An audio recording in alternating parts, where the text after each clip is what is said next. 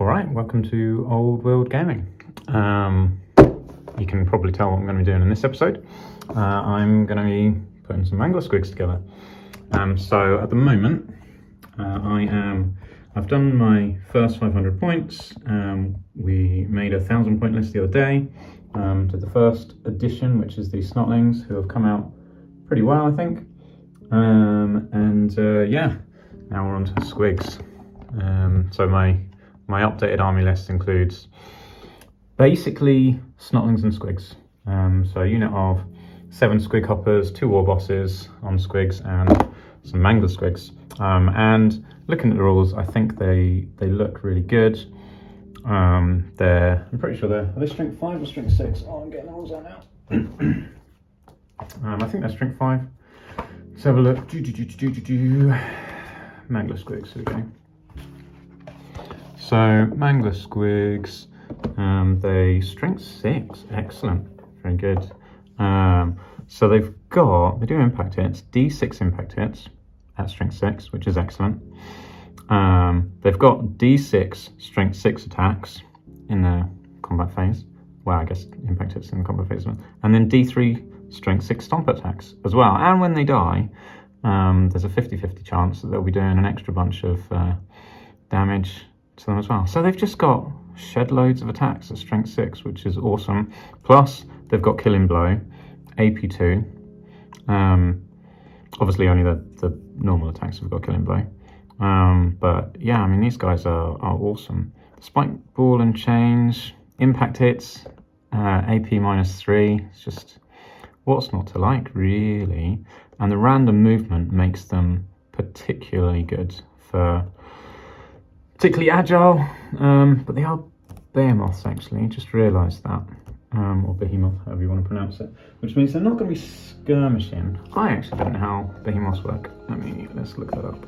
Let's put the squig book. I'm just going to put the bookmark in that. Okay, that can go down here. Right, behemoth. How do they move? That'll be in the monster section. Monsters. Is it in the monster section? Maybe it's not in the monster. Is there a monster section? Monster handlers, monster slayers. Okay, there is no monster section. Let me show you what I'm looking at. Looking in the index of the main rule book. It's not movement. I recognise where it is. At least I think I recognise where it is. I'm just going to flick through it until I find a bit that looks kind of like what I was after. Ah, yeah, it's after this, I'm sure. Troop types. Yeah, troop types. Behemoth is over here.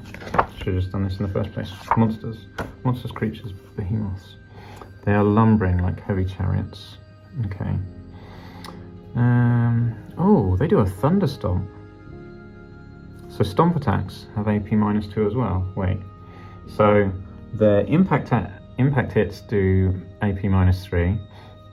Their colossal gobs, whatever they're called, are AP2 and killing blow.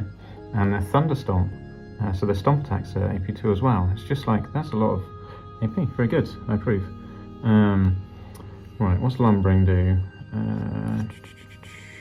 Yeah, 195. Anything else on here? No, just 195. So that's the movement. Where's 195? Oh, previous page. Lumbering. A lumbering model follows all the rules for close order formation. Okay. Slightly more movement, blah blah blah. After moving, it can pivot 90 degrees. Okay, that's fine, I think. 90 degrees. Yeah, so I think that is fine. So it's not as maneuverable as a skirmisher, but let's say my I don't know, this could be here's my Mangler Squig, and here's a regiment of troops, these Snotlings. So I don't have to declare a charge in the movement phase. I don't have to declare a charge. I can roll my dice to see if I'm in range. If I'm in range, I can move. When can I? So does a lumbering model pivot? It must be able to pivot. pivot about its center. Okay, so they move like close order formation, yeah, so they can, that's called a pivot, isn't it? Wheel, that's a wheel. So it could wheel and then make its move and then do a 90-degree pivot. So it can be in the side and out of range. So I think, I mean, that seems to me like an excellent way to use the Mangler Squig. Is like, see if you're in range and then just go do it if you can. But if not, move to the side, ready for next time. So I feel like that's fine. Thank you, Troll and Snotlings. Cool, so good to know that's how behemoths move. So close order formation, a pivot at the end. Sweet, all right, yeah, that's fine. I'm satisfied. Let me know if I've read any of that wrong. Right, let's build some squigs. So I got this off eBay the other day, but it is unbuilt. And I popped in some, from Games Workshop I bought some of the right size movement trays, base. So they come for, obviously this is an AoS box, but the squared ones are the 50 by 75, which is what it said in the book we were just looking at a second ago. So I bought a few of those. I do think I'll be getting at least one more Mangler Squig. That's my intention. And I also think I'll be getting another set of Mangler Squigs because I want to turn the two squigs into two war bosses on squigs. A couple of reasons. One, war bosses on squigs are cool, but also I just think they'd look awesome as a character riding it. Like, look at that. That'd be cool, right? As a character riding, and put the faceplate on the front. Would be great. Maybe switch his head for something else. But yeah, so two reasons. One, I think it'll look very cool, and two, they're actually awesome in the army. So yeah, there we go. I'm quite impressed that it all fits on one sprue. So I think what I'll do is I want to kind of test that theory of how they'll work as like a war boss mount. So I might make the squigs up first and just kind of have a look and see how they look on a base on their own. I'm going to make them as the Mangler Squig today. But yeah, I just want to kind of gauge just to see if it's a good idea or not, because I don't know if it is. Right, I probably should follow the instructions. Yes, it says make a squig. I can do that. I can make a squig. So 1 and 2. Let's start there. 1 and 2, is that this one? No, it's this one. 1 and 2, fine.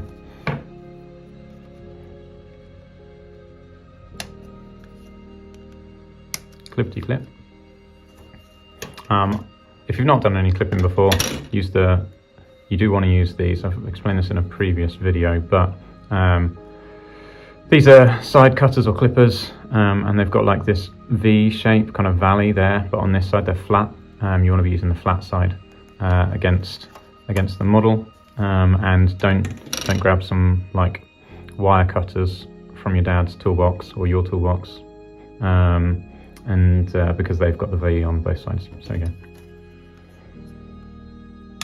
I've seen lots of, so when I used to work at Games Workshop, I'd see lots of kids come in with like clippers that they stole out of their dad's toolbox, and when they cut the stuff off, I mean, I can show you on this one, because you're using that side, that's as close as you can get to the model, and then when you cut, you end up with these big old chunks, and if that's all you've got, there's nothing, you can't get it off.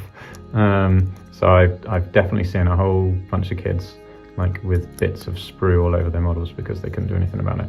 Because yeah, if that's all you got, that's all you got. So flat side against the model. But I imagine most of you already knew that. Okay, wait, why does this look weird? Is that the same squig? No, same side of two different squigs. Did I not do 1 and 2? I completely didn't. What did I do? There's number 1. Why are they next to each other? Alright, whatever. So, I don't know which one was number 2 now. Oh, well, I'll find out in a sec. It wasn't too hard to spot the difference.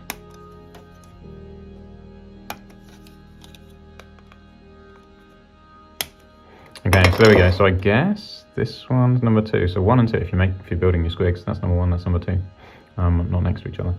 There we go. Right, so that's this one. Yeah, there we go. Perfect. Much better. Okay, it's got quite a good connection all the way around. So hopefully that'll hide quite well. I'm interested to see how many like goblins you have to put out, and I can see there's a notch here for a goblin.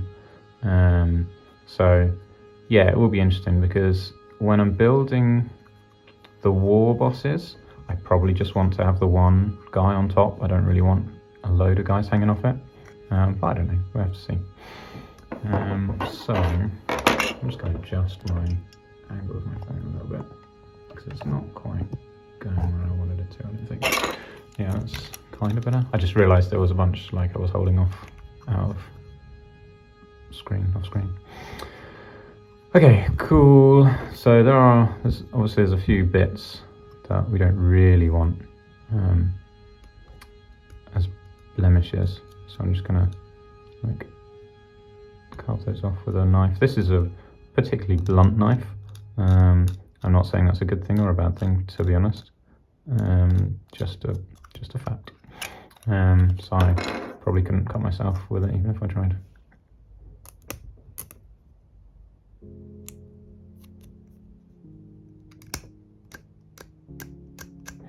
But yeah, if you don't get rid of these, you'll end up with like blemishes on the model that will, well, they would annoy me when I was coming to paint it. That's for sure.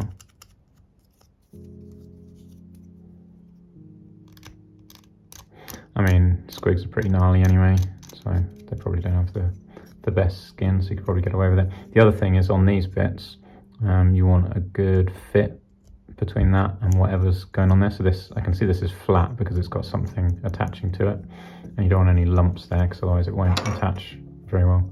And you end up with like a gap because it hasn't glued together flush.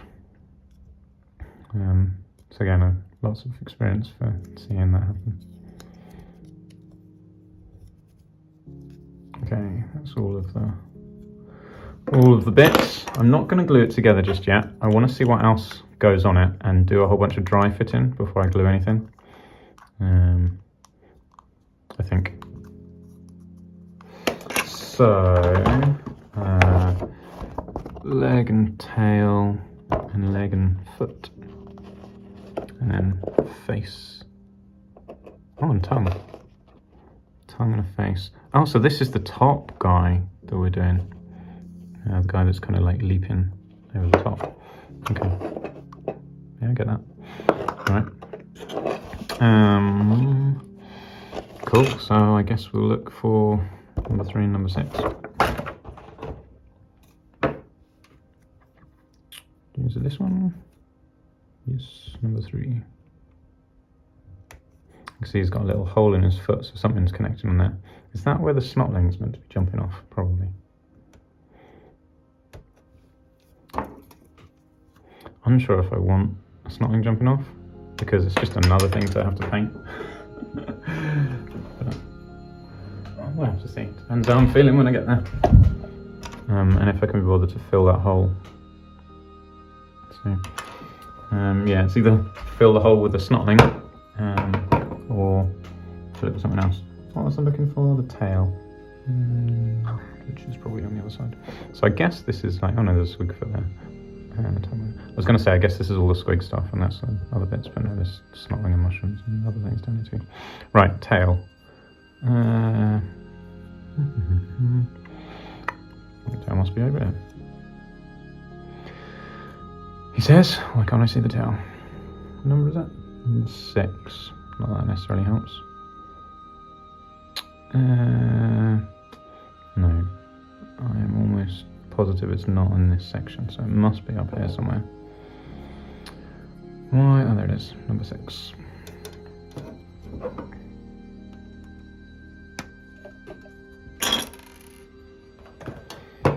Right, let's see what we got. We got a little on this one. And also, because this is, so these are like half and half, so the mould kind of cuts off around there. Although that's not strictly true, I can see there's a bit of mould line here. Now I'm looking at it, but this is not the one I've done. This is the one I'm doing. So yeah, so actually there are some mould lines on here I should get rid of. So this is where the two parts of the two metal, like solid metal pieces that the sprue is injected into, so the plastic's injected into and the two halves kind of pull apart and the sprue comes out. So on here, so that they could get both sides of this ridge, the metal joins together at the top of that ridge. So that's why there's this line here. But it's not the biggest line, but it will affect the painting if we leave it on. Now it depends on how much you care about the painting being affected. It'll be the most noticeable if you dry brush it, because then it will stand out. It'll cast a shadow basically. Now I'm not planning on dry brushing these, but that's just kind of a warning. If you do plan on dry brushing a model, I would. That's even more incentive in my mind to get rid of the mould line, because it will show up easier. See, this bit won't need any mould line because the metal just kind of goes all the way up to the edges basically. Okay, so that's that one. Let me just see if there's any on this one. No, again, that comes all the way up, apart from on the spikes or the spines.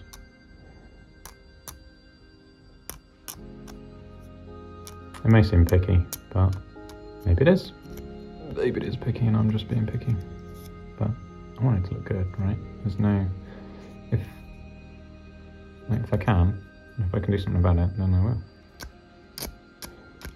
The more effort I put in, the more likely it is to look good.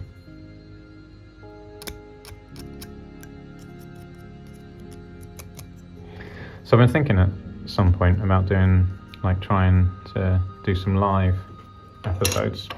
A few reasons. One, it will save me a lot of hassle with sorting the videos out, I think, because it's a lot of shenanigans to create the videos. So at the moment I'm recording on my phone, and then that has to upload to iCloud from the phone, which I then have to download on my laptop to then edit, put some music over it, and then upload to YouTube. So it's a lot of faff. Takes a lot of time. So if I just live stream straight from my phone to YouTube, that could solve a whole bunch of that. But I don't know how that works. So I need to do a practice one, I think, just to see what happens once you've done a live stream. Because I think probably after the live stream it'd be good to put some music on it, but I don't really know. I don't know anything about it. I guess that's the main thing, is I know nothing about how to do a live stream on YouTube. So I just need to do a bit of practice and see how it works. But it feels like the way forwards. Just feels like a smoother production process, a more efficient production process. But we'll have to see. So the the snotling video, the painting snotlings, has took ages to upload off my phone, and then ages to download, and then ages to re-upload to YouTube. And so I lost a whole day just because of some technical issues. I ran out of space on my laptop, didn't realise, storage space. And then it kind of got most of the way through and then was like, no, let's start again. And that's after cleaning out a whole bunch of space. So stuff like that. It just feels like it'll be a better process, providing the end result is what I need it to be. So yeah, I want to have a play around with live. I mean, very early on I considered it, but there was too much other stuff to kind of get used to on YouTube, try. I felt like that was going too much into the deep end straight away without learning to swim first. So that's what I feel that's what I've been doing for the last month, is kind of getting the hang of it. Obviously started doing some shorts about a couple of weeks ago. I don't know when I started doing shorts, 2-3 weeks ago. So yeah, live seems like the next thing to try now that I'm comfortable and I've got a bit of a cadence. I've been trying to do like 4 videos a day. So 2 normal videos and 2 shorts to go with them. Like a lore video a day, because lore's nice and easy. Doesn't take too long to make. And then a video like this, so a building or painting or scheming video. And those obviously the more involved ones, which take a lot longer. I'm in quite a groove with the lore ones. In fact, I recorded, now the first time I've done this, I recorded a whole load of lore ones in advance, which I've not done before. And so this is the audio recorded anyway. I figure I can just do the editing on the days. But I finished the, so recording wise, I finished the rulebook and moved on to the Forces of Fantasy. And so I've recorded like a week's worth. Yesterday whilst I was waiting for my snarling video to finish kind of processing, which I still didn't do. So I wasn't able to release any videos yesterday, and that annoyed me. But I'll get over it.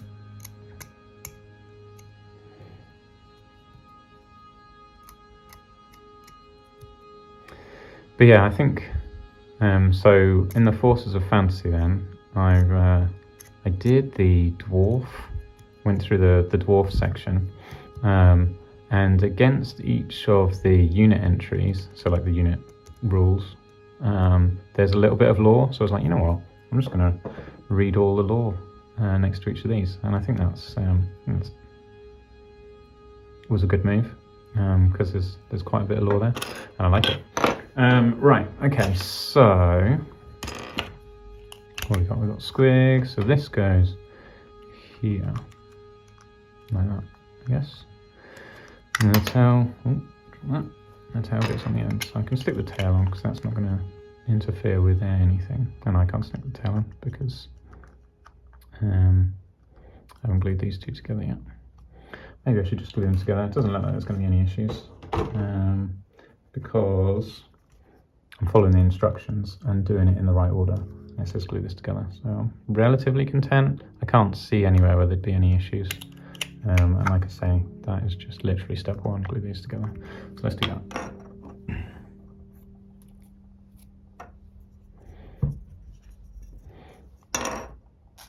There we go, got some glue. I love this glue. I've been using this glue for, I don't know, actually since I started. I think this is probably the first type of glue that I got. Yeah, I don't think I've ever used any different plastic glue since I first started playing Warhammer.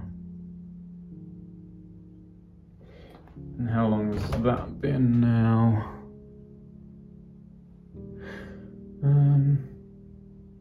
Like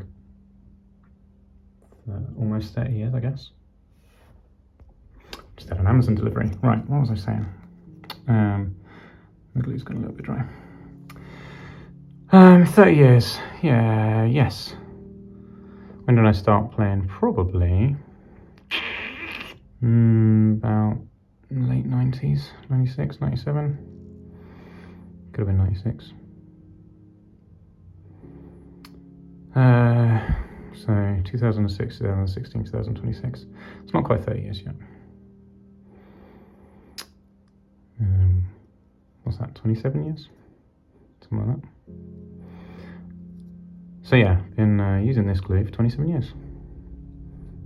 Ish. Not this one pot of glue. But actually, you'd be surprised how long these last. They last a really, really, really long time. This is probably like my, I don't know, maybe 4th or 5th pot of glue since I started. So they last a really long time. And they were only like £1. Now they're 2-3 quid. I think they're £2.99 each. So So very good. And I see Games Workshop have recently, since I last saw what glue they were making, and they now have moved to that as well.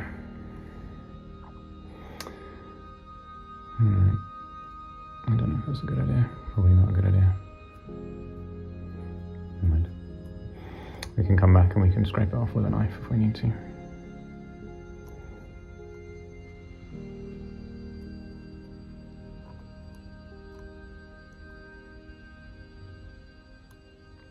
So here's the thing which I'm wondering about, the live ones. Obviously when I'm doing this, by the time this video will have been edited, I'll have a music backing track on it. With the live ones, no music. Oh well, I don't know. I'm assuming there'll be no music. I certainly won't, like while I'm doing it live, if there's anyone watching live, it won't have any music. But can you go back and edit them after you've recorded it? I don't know. Find out. Okay, cool. Right. Well, there's the first body of the squig done. I might as well stick the tail on as well. No. I thought I'd be clever and put it right in the middle, but actually it's got nothing in the middle. So I have to put it on the end. I was just trying to avoid having a splurge out like I just had.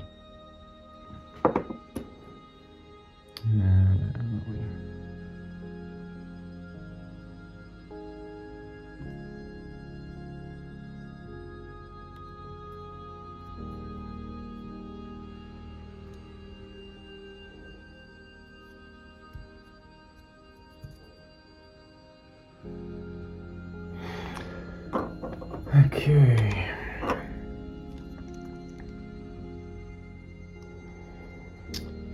I can leave it there for a bit. Right, what's next? We have got this leg. I wonder why is this 1? 1 to 4 for all variants. Fine, but 1, A, B, C, D. Oh, is it because it's squignable? And there's multiple parts here, so different options, I guess. Okay, we'll have to be a little more careful when we get to the next bit. Okay, so there's 2 different tongues. It can be a normal tongue or a bigger tongue, and it doesn't really matter which one I give him. We'll just give him that one.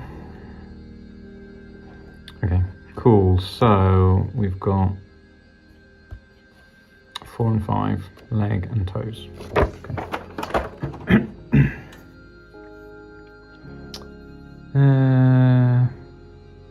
That one? 4, yeah.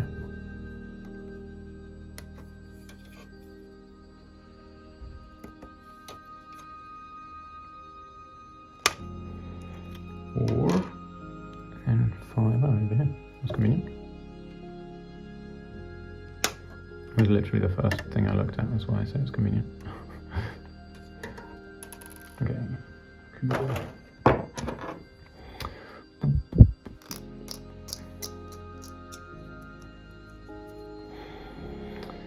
Yeah, I'm trying to work out, like, what makes a good short.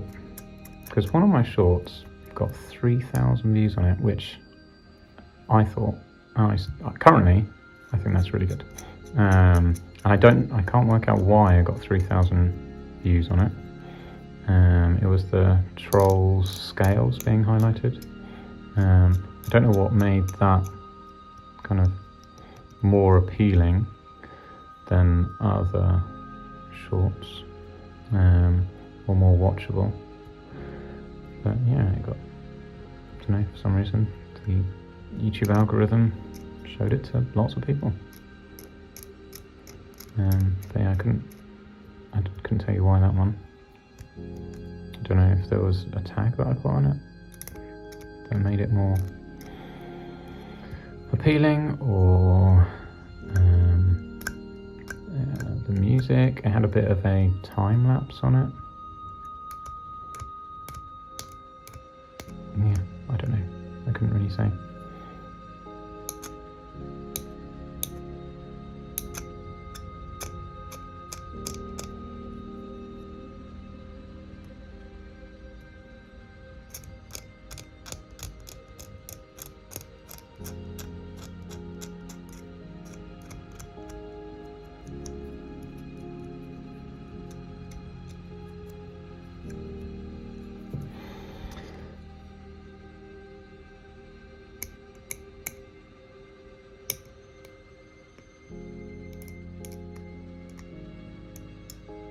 there will be a lot of mould line cleaning in this episode. So I think that's what makes this take such a long time, actually, because I could just cut them off and whack them together. But then, well, if I wasn't like cleaning it, we'd end up with gaps in the model. We'd end up with mould lines everywhere, so when it gets painted, the paint job will look a bit naff. So this is all prep for success, basically. So if it does feel like inane and time consuming, it may well be, but there's a reason behind it.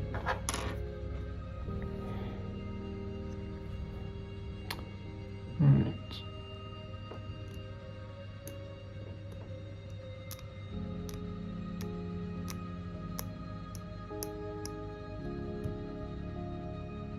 It's quite gnarly. I guess it's because it had 3 points where it was attached to the sprue, and that's probably to allow the plastic to successfully fill the whole thing, because without it they'd probably end up with air bubbles and deformed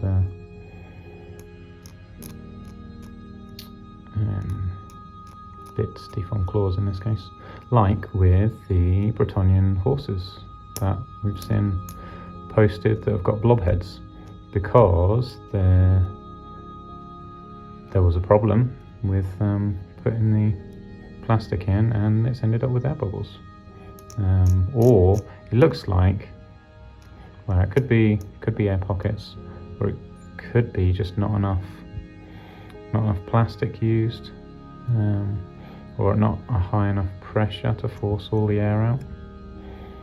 So yeah, that's why this had 3 connection points, so the plastic can get in all areas without it being deformed.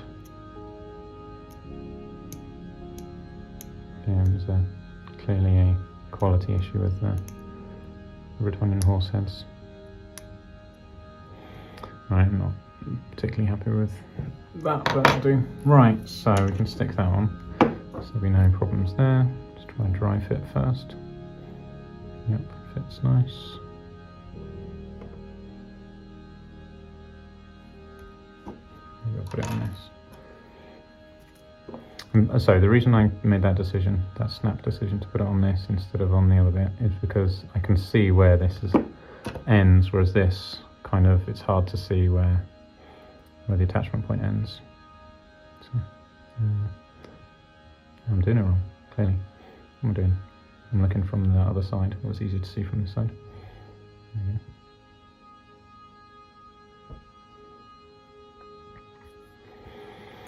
we go. Okay, cool. So that's his legs. Next it's his tongue. I'm pointing over there. And then his first part of his head. So we'll do his tongue and his head. And then we can choose the tip of his tongue. So that is number 8. Tongue number 8. And the other tongue, I guess, must go on the other guy. We'll probably have tip number 10. Number 8. Base of tongue.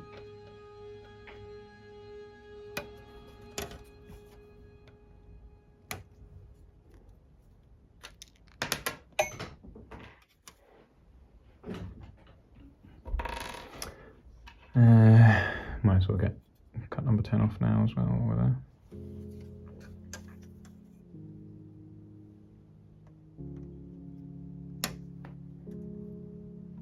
And his face, or head number 7, that's this one. This is a big head.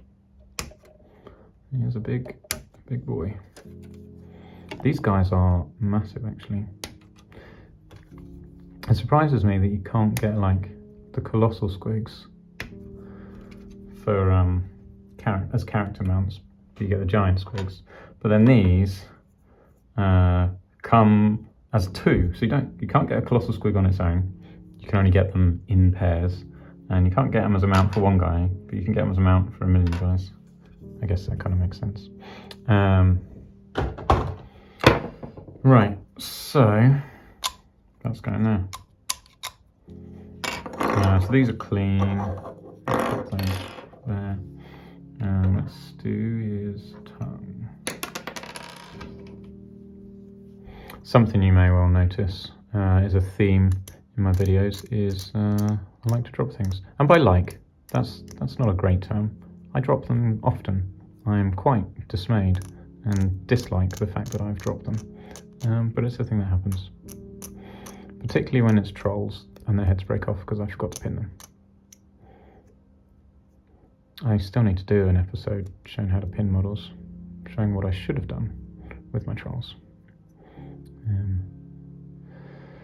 But I just haven't had the need to pin anything recently. Kind of almost have to manufacture a need. I don't got other better things to be doing than that. But yeah, I do want to do an episode on how to pin metal models. It's going to be quite relevant soon, if not now.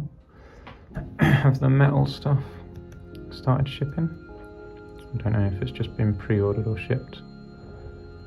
But yeah, there we go. Right, so great. Yeah, I think the metal stuff has started shipping. That's that. I can stick that on now, I guess. Or I need to stick that on now. So that goes. Which way up does that go? Goes like that, I think. No. Yeah, there we go. The fact that it just drops into place is quite reassuring that that's right. So yeah, there we go. It's quite hard to see the connection points. I think I can probably see it easier on here because it's like these flat edges around there.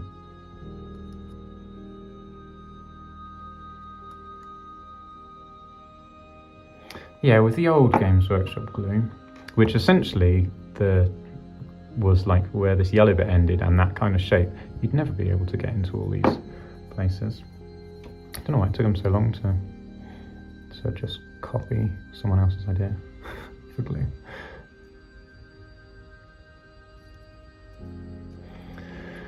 Cool, that was nice and easy. Approved of that. Now what's the face? I say face loosely, the head, because it hasn't actually got his face on yet. Okay, let's clean this up. So this mould line is quite a key one to get rid of, in my opinion. So then, I don't know, I may not like that.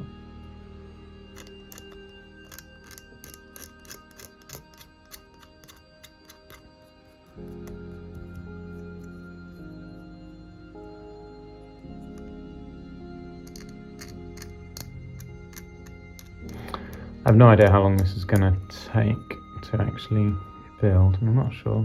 I don't know how long I've been doing it for because I had to pause my video to grab that Amazon delivery. I think we've been going for like 20 minutes. So putting this guy together took me like an hour and 20, and I was surprised by that. I thought it was going to take more like 20 minutes. So clearly I'm not very good at estimating. Definitely when I painted my fanatics, I was like, yeah, so I think this is going to take about half an hour, and then it took almost 2 hours. So yeah, there we go. I did see like a video flashed up on my feed the other day, I think, or was it? It could have been on X actually. Something that said, yeah, it was on X. That people are really bad at estimating time, and it's on average, a study was done that on average you estimate stuff takes 2.7 times longer than your estimate, which fits with the fanatics, right? They said it would take half an hour, or was it 3.7? Could have been 3.7. Either way, it was more. Could have been 3.7 times as long. I'll have to look that up now. I should be able to find it. I'll look it up right now because then it'll take even longer. But yeah, so I don't know. Well, we're essentially making I don't want to think about it. I was going to say we're essentially making two of this guy. And that took an hour and 20. So this is like 2 hours 40, 3 hours. It's got a lot of funny. This could be a long build. I may not actually get this done today or in this session. I might have to carry on with it a bit later, depending.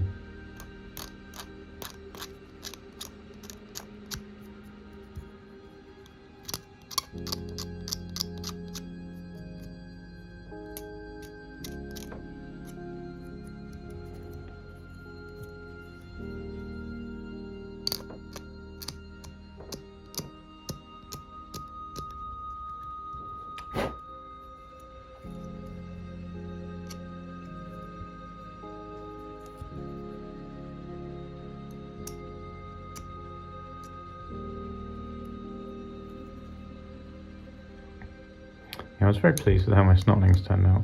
I was worried they were going to look a little bit naff. I noticed that the Games Workshop team, I don't know if it was the studio team or the heavy metal team, but either way, they dry brushed their snotlings. I didn't want to do that. But then halfway through painting mine, I was starting to regret not doing that because I was worried they were looking a little bit naff. But they came out alright in the end. But I did make a decision to do an extra layer of highlighting. That last layer of highlighting actually made the difference, in my opinion. Okay, cool, this is good to go. But I shouldn't glue this on until I've glued the legs on, is my guess, because it says to glue the legs on first. Yeah, there we go. So it needs to kind of slot in there. And this one,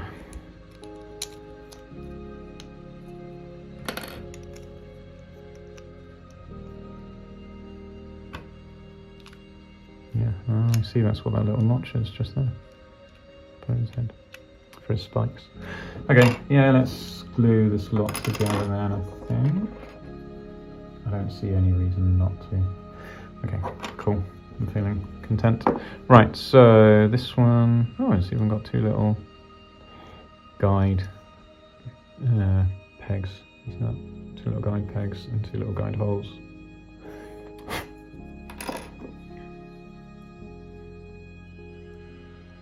I've put the phone up higher. There's a bigger distance than normal, so that might mean I'm not having it as high as I should do because I'm not used to it being this high. So I'm not lifting it close enough to the camera. It felt like the right thing to do because, like, the books are quite big for turning pages and the box and stuff like that. But it might not have been necessary. Maybe I could have just left it low like I normally have it. There we go. You don't learn anything if you never try anything out. You don't make any progress. So maybe it was the right move, maybe it was the wrong move.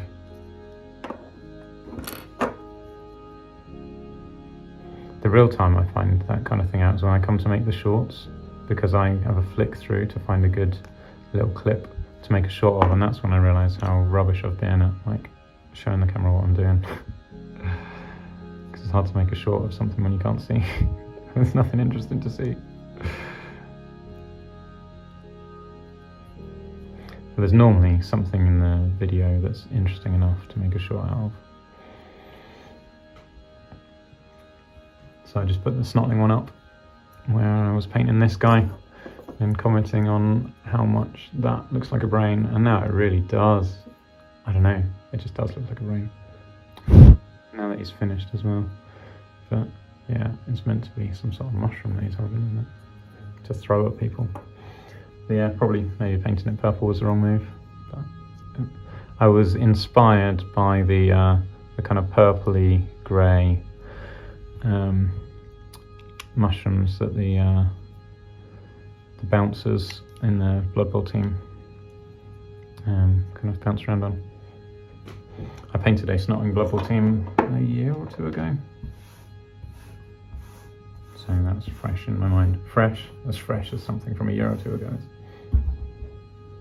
So there you go, my little pile of scrapings. Right. Stick that one, I guess. Stick that one before the tongue, don't I? Yeah. Okay.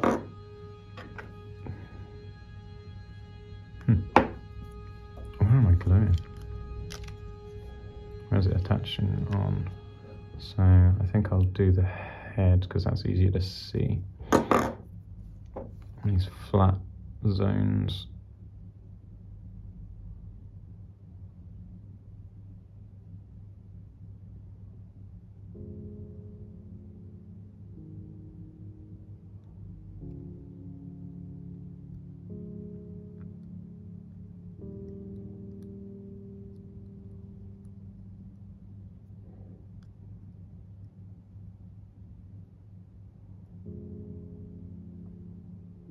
I don't know if it's attaching there, couldn't remember.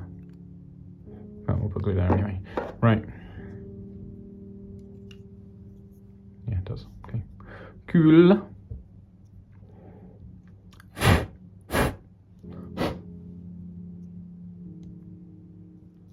Don't particularly want that little random fleck getting glued.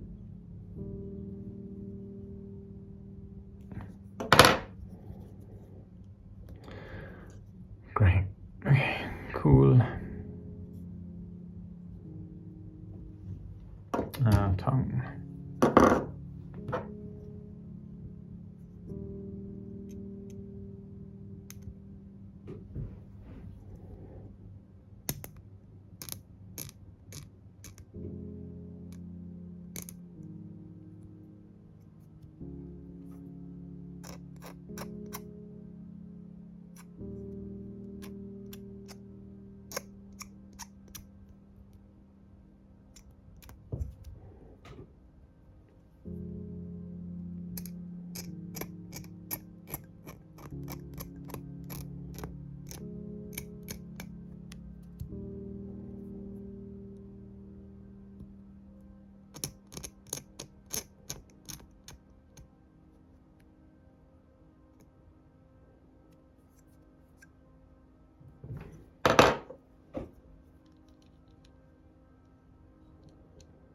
Tongue looks pretty gnarly. I think it's all messed up. It's been eating something spiky or... Right, let's put some glue on that. Oh, that's a lot of glue. You can just pretend it's saliva. And we can push it downwards. Step up. I can go up as well. Alright, fine. Okay, cool, that's good. Good. Right, what's next? We've got his tongue, his jaw, his bottom lip, and his teeth. So, 14 and 13. Okay, we'll do that. 14. Is that really 14? It's got a lot more chin on it than I was expecting. That's fine. You can have chin. No complaints on that front. I think it's just the angle of the this made it look like it was a tiny piece, like that. But it's just got this massive chin, so it looks like a very different piece from that angle. There we go. Oh, what was the other thing? Number 13, his tooth. What's that going to be?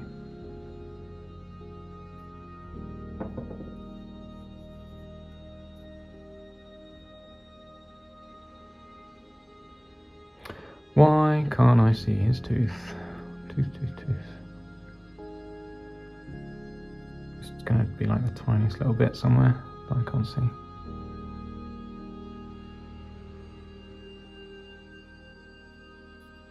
Oh, there it is. Yep, I was really struggling to see that.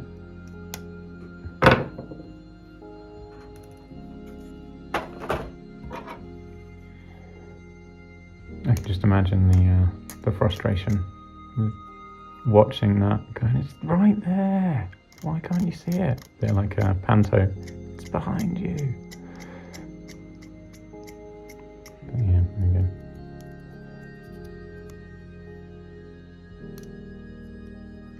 I think when you watch those don't know, not quite quiz shows, but TV game shows, that's what I'm looking for. Where someone's really struggling to do something like, it's obvious, it's literally right there, right in front of you, why can't you see it?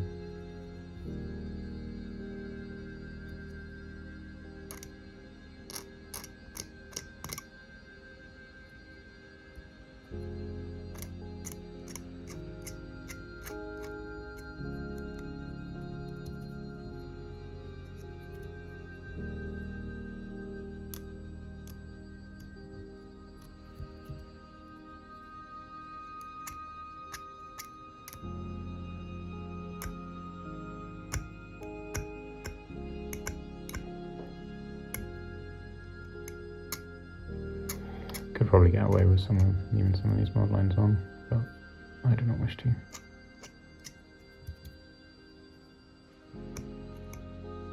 Besides, it makes for great viewing.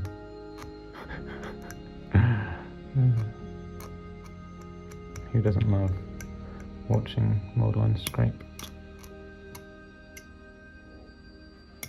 And it's better than watching paint dry. Probably.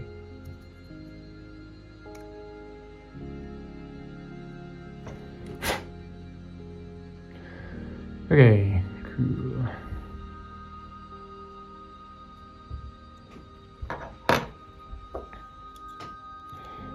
I remember working at Games Workshop and not being allowed to use knives, so you had to file the mould lines off, and plastic does not like being filed. So now they've created mould line scrapers that are blunt, and I don't know when they made those, but that's a much better idea than using files, in my opinion anyway. It was a real handicap having to file models, particularly, like, imagine trying to file this. Basically impossible. It's not easy to scrape, but harder to file.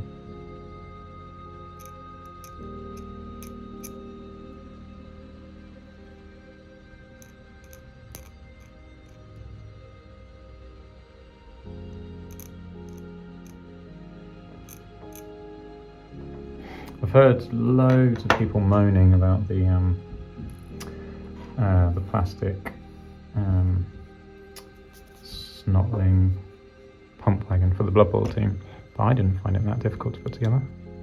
So I do have one that I haven't put together, so there's a good chance I will build it for this army, and then I'll do an episode building it. Scoff at everyone who said it was difficult. I mean, I don't remember it being that difficult. It was like, the instructions, I'm sure, were pretty clear.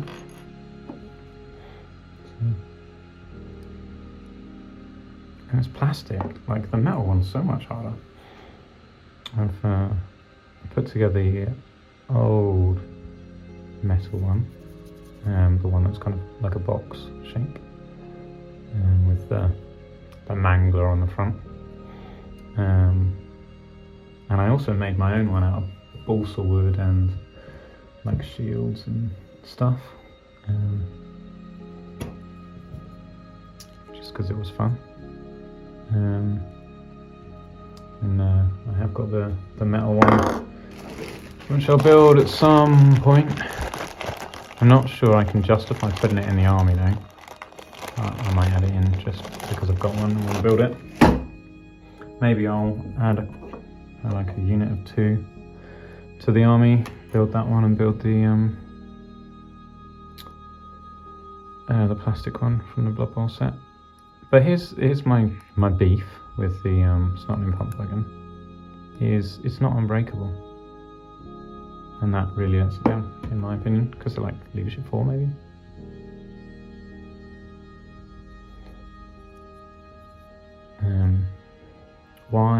Why did they suddenly lose their unbreakableness when they're on a pump wagon? Like, I feel they'd be even more unbreakable. Snotlings just have a laugh, basically. They think everything's hilarious. So I don't understand why they'd lose their unbreakableness. But it certainly makes them less appealing. I'd much rather have Snotling bases. I can't believe Snotlings are movement 5, which makes them movement 10. Skirmishers. Movement 10 skirmishers with throwing weapons that are like 9-inch range. So they've kind of got, from the start of the turn, they've got a 19-inch range to go and shoot something. Not that they're going to do much with 6 ballistic skill 2, strength 2 attacks, but still.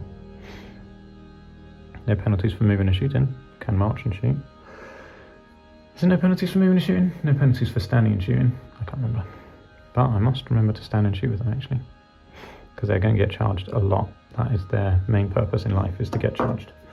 Right, what's next? Imagine it's going to be his face.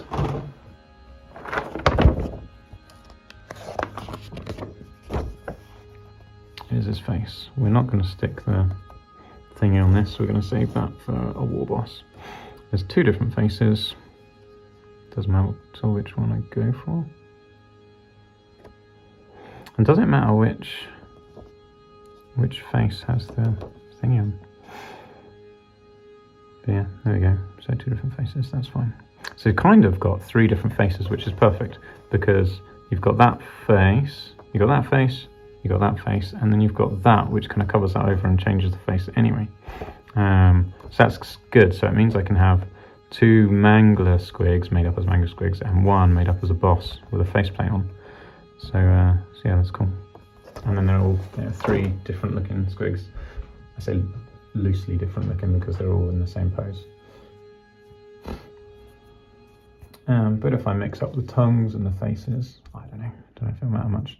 Right, which face do we want to give him? That's the one that I saw first, so we're doing that one.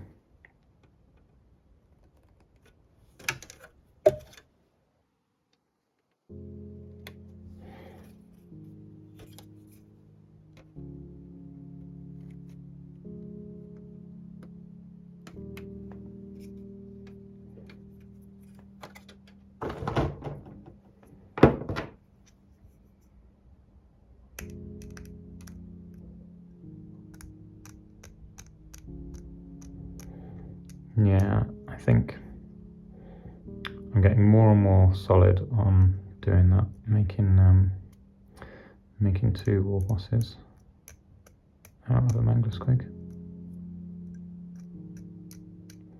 So I've played 2 games so far, and they are 1,250 points. Now I only had 500 points painted, so I took a giant, which I stole from my Warhammer Quest Bad Guys set, and some Snotlings that I borrowed off my son, and then some Squigs that I've got built but not painted, and my 2 Squig war bosses that are built and not painted.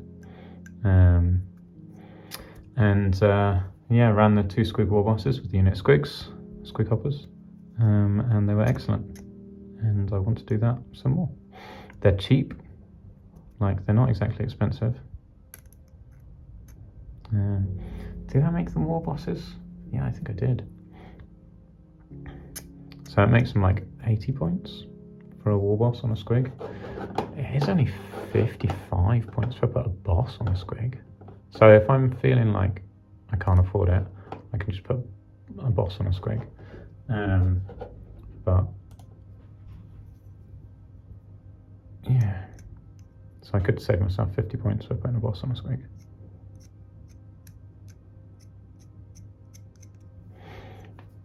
I just realised I updated my Chrome, and it's lost all my army lists on Old World Builder, but that's fine, I can make them again, doesn't take much effort.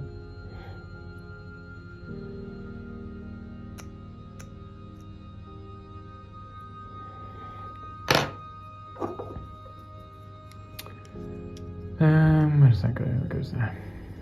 Oh, it's quite a cool looking face. I've not seen that variant before, because it's normally the other variant. Yeah, it does make it look nice and different actually.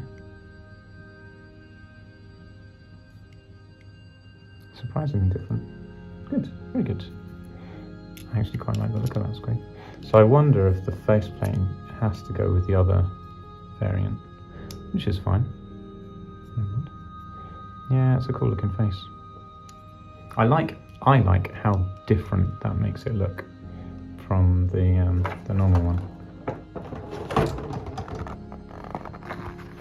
It does look loads different, more kind of like rodent-esque.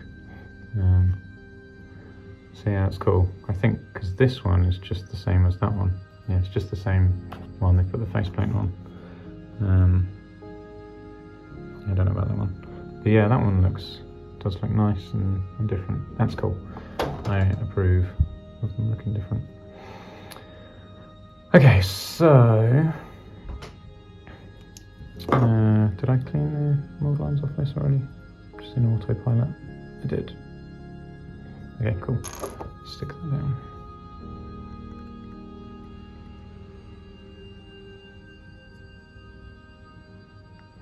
Yeah, there are two things that I've never really used before in my night goblin armies, is squigs and snotlings. And I'm really pleased that I like them, because it's new stuff that I've not used before. And finally, because I used to try and have to make excuses to use things, because some stuff just ends up being rubbish, but you want to use it because it looks cool, but you also want to have a good game.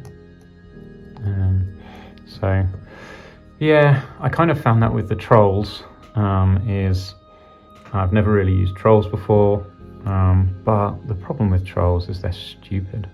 However, the leadership, now being able to get up to leadership 9, so putting these guys in a big block with their warband rule and horde, they get the 3 extra ranks added to the leadership of the general. So that makes them leadership 9, which is excellent for trolls. So they have now suddenly become viable in my night goblin army, but they still managed to fail a couple of leadership tests. Still managed to roll like 11s at key points. So the stupidity is a bit annoying. They haven't done anything in either of the games. They didn't make it into combat either time. So yeah, there we go. I prefer squigs, but I'm not getting rid of them because I spent ages painting them and they look cool. And they've got potential. Cool, alright, that's that squig done then. I think. What's next? Yeah, build the next squig, I guess. Alright, let's do it. It looks cool though. Yeah, I do like that kind of rodent-y like face. Cool. Alright, and you don't have to. There's nothing that says you have to put goblins on top. So maybe I won't. Yeah, maybe I can get away with just having the dude, so obviously I have to put something there, have a guy hanging off, and not put a guy on top, which means I can use him as, I don't know, we'll have to see. I just want to make, I want to make 3 models that look like they're different models. The 3, so 2 different Mangler Squigs, and I say 3 models, 4 models, and a boss riding a squig.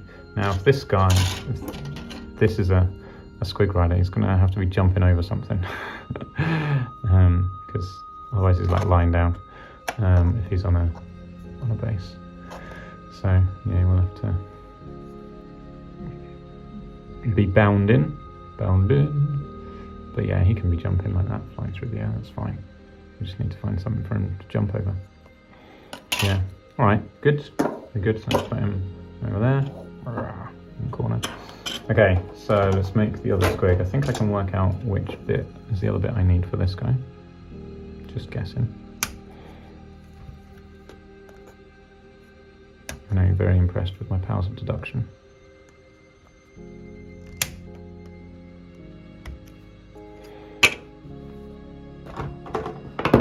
Oh, is there anything? Do I have to stick the tongue on before I do the 2 halves together? I do. See, this is why you always dry fit stuff, or make sure you read the instructions, because it was very tempting to just glue those 2 halves together and then be like, oh, I can't get his tongue in his mouth. So there you go. That is a top tip. Make sure you stick his tongue in before you glue the halves together.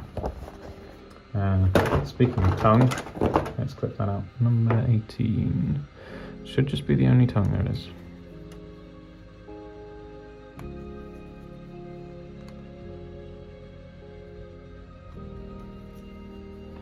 Yeah, so let's avoid that error. Make sure we get that stuck in first. So that attaches to the horn side, is what it's saying to do. Stick that in somewhere in here. I don't know. I need to clean it off first. How does that go in? I was kind of expecting, with it having these little prongs on, I was kind of expecting like some prong holes in there, but there aren't. So I guess it just goes into the back of his mouth. It doesn't quite look right. There's something I'm doing wrong. Does it go there? Maybe that's... Oh, there it is. There's the prong hole. Right there. See that little notch? That's the hole for the prong. It goes there. And there we go. Yes, and that little V shape there goes into that little V-shaped notch there. And that. So there we go. So yeah, that was a little bit tricky to work out because I just assumed it was going closer to the side of his mouth than that. I thought it was in like that.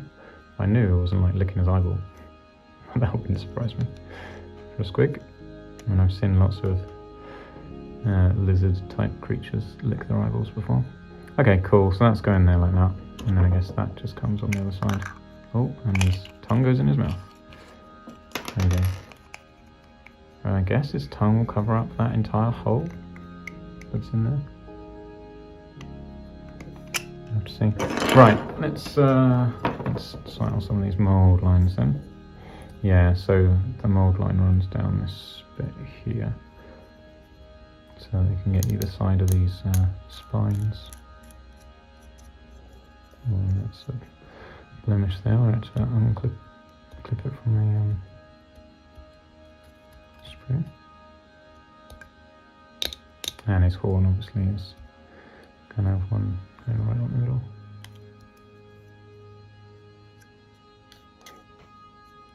Well, Alan Lavery, just got a notification on my phone to say that you subscribed to my channel. So there you go. There's a shout out for you right there, and you can work out when I'm recording this video if you watch it. You're welcome. Now everyone knows as well, so that's a breach of some sort of Data Protection Act that I haven't signed because I'm not a business. I don't make any money out of this. There you go. Let me know if you want that redacted, and I may or may not remember.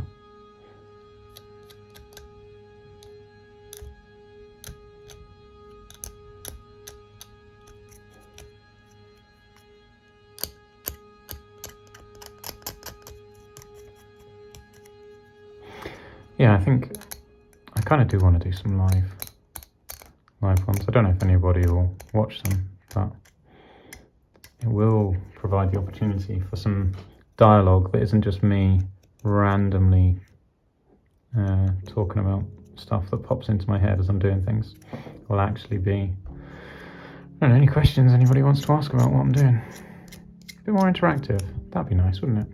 I think I like that idea.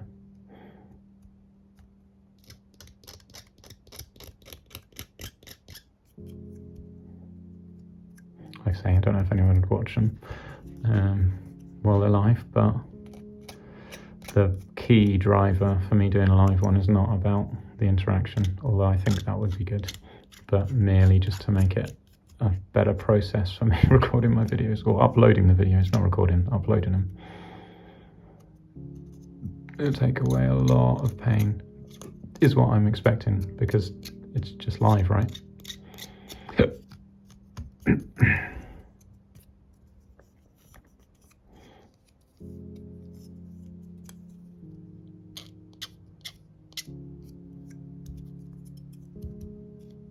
And then I guess after you've done a live one, YouTube just saves a recording of it. Probably gives you an option to save a recording. It must do, so that other people can watch it. Because I've definitely watched live YouTube videos not live. So there must be a like record and publish function.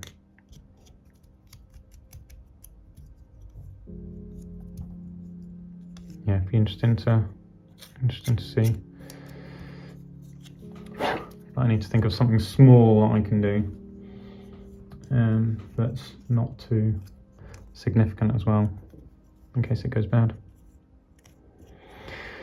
Right, cool. Yeah, I think I know what I can do for my first live one.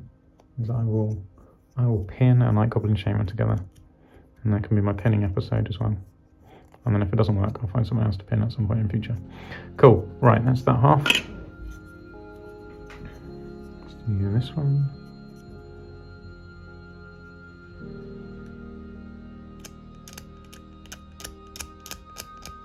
Maybe Monday.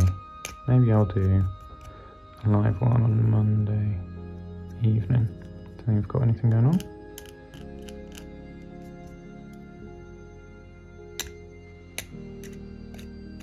Right, that sounds like a plan. Monday evening, assuming I've got nothing going on. Oh wait, am I working away? No, that was moved to Tuesday. Okay, yeah, so here we go. This is my plan formulating. Let me just quickly check my calendar. I don't have my calendar up. Where is it?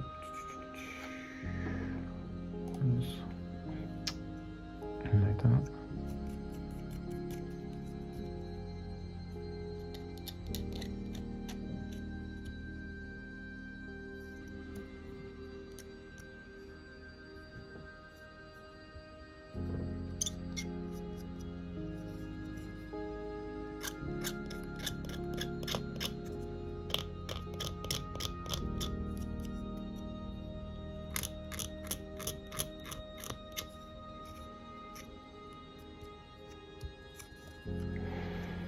Let's have a quick look. Where's my calendar? Here it is. Next week. No. I am at home. Alright, yeah, so there we go. So there's my plan. We'll try a live episode Monday evening. I will pin a Night Goblin Shaman. And yeah, see how it goes.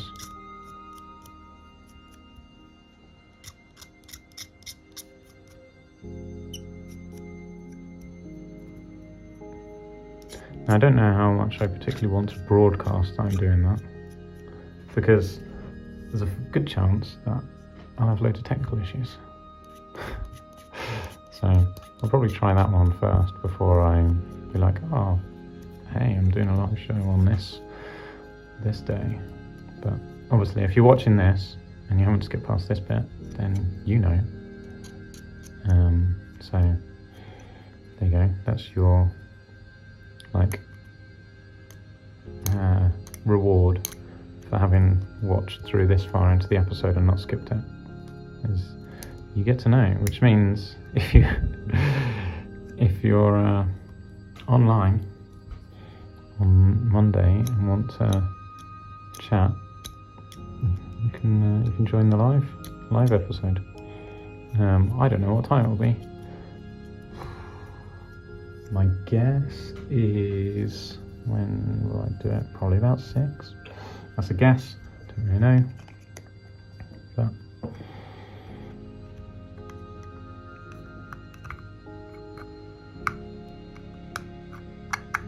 yeah, I think that'll be quite fun actually. What goes there? Who knows?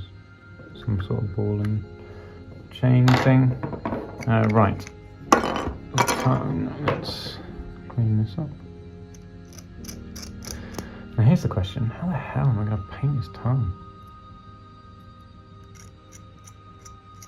The reason that question came to my head was because my first thought was like, no one's going to be able to see the mould lines on this.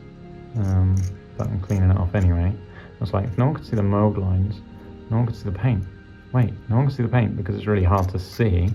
No one can see the mould lines because it's really hard to see. How am I going to paint it? If it's like behind a cage of teeth. Well, we'll find out when we do the painting episode how I paint it. And this is quite a big boy, but it's quite simple in terms of colour. It's just like 2 big red blobs, some metal bits, and a couple of night goblins. So it probably won't take too long to paint. I feel like it won't take as long as all those snotlings did. So yeah, we'll have to see. Right. So this is going in like, so what are we saying? Notch goes there and the V goes up there. So that's where that's going. And then, so I need glue around there. Right, let's put some glue on this. So this flat bit is where it's gluing onto.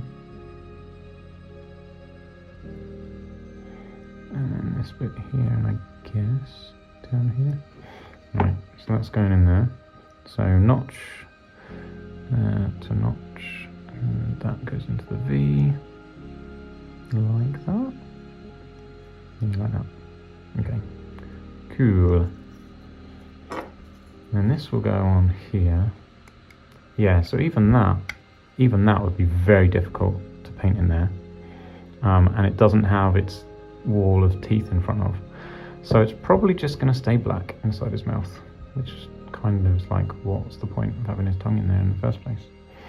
But I wonder, can you see?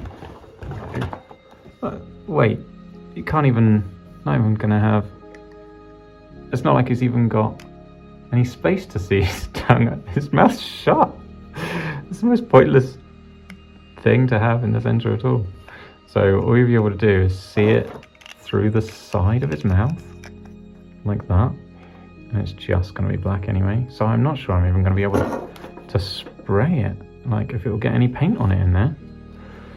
So it's basically pointless. There we go.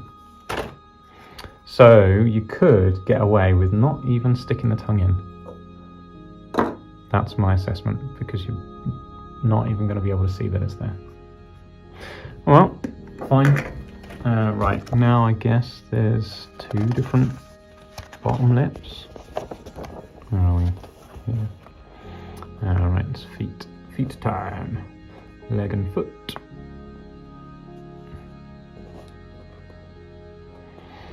What's it telling me here? It's telling me how to make his front of his face, is it? This is one of the options.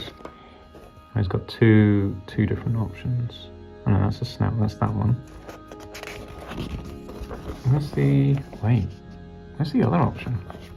Are they both here? Represented and I just can't see it?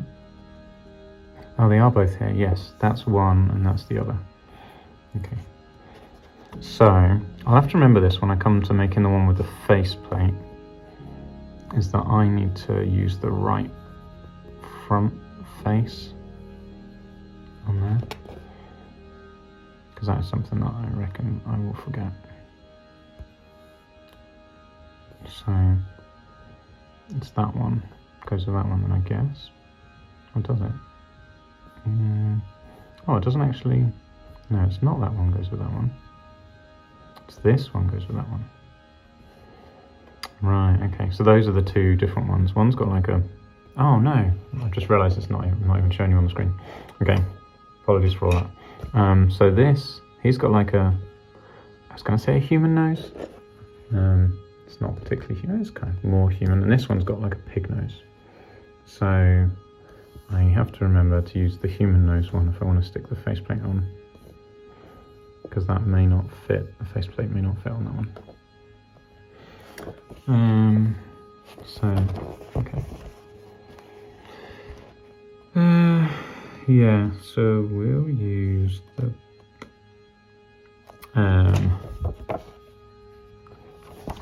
what's here?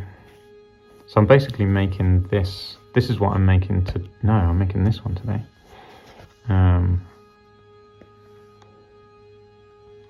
Reason being, because that guy has to be sitting on top in order to get that guy on there, whereas this guy might not have to be sitting on top, and I kind of want to use that guy as the rider when I make a warboss, whereas I don't need that. That guy just looks a bit fed up, so I don't need him. So I'm going to make this one today. So yeah, except without the faceplates on. So that's why I'm pleased that they come with the 2 different faceplates.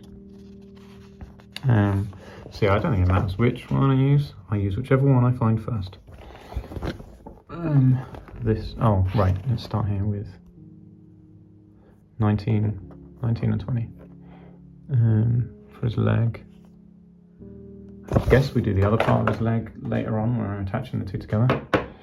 19 and 20. Here's 19.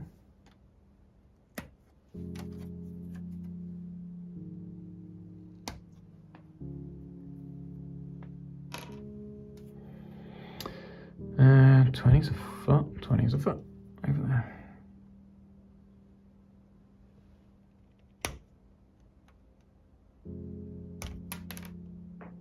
Drop that on the floor.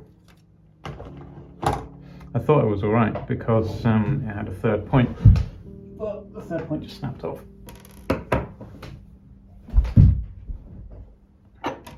Right, leg.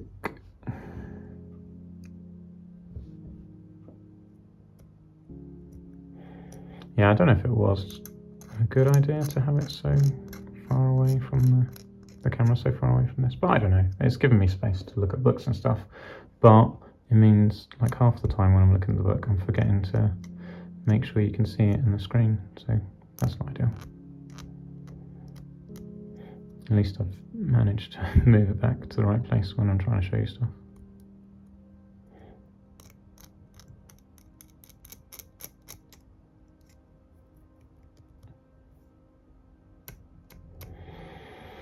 Yeah, live on Monday. Get that pin and episode done.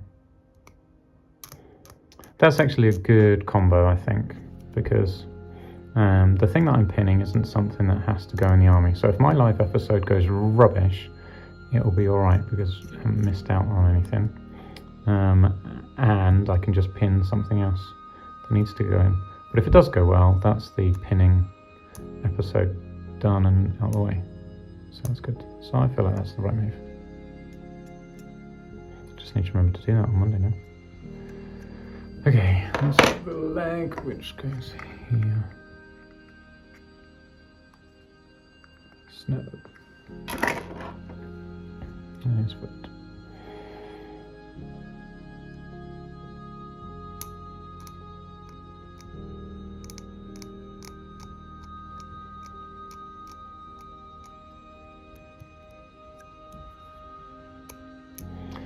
I'd quite like this episode to get uploaded today. Today's Saturday, because I know that doesn't mean anything if you're watching it.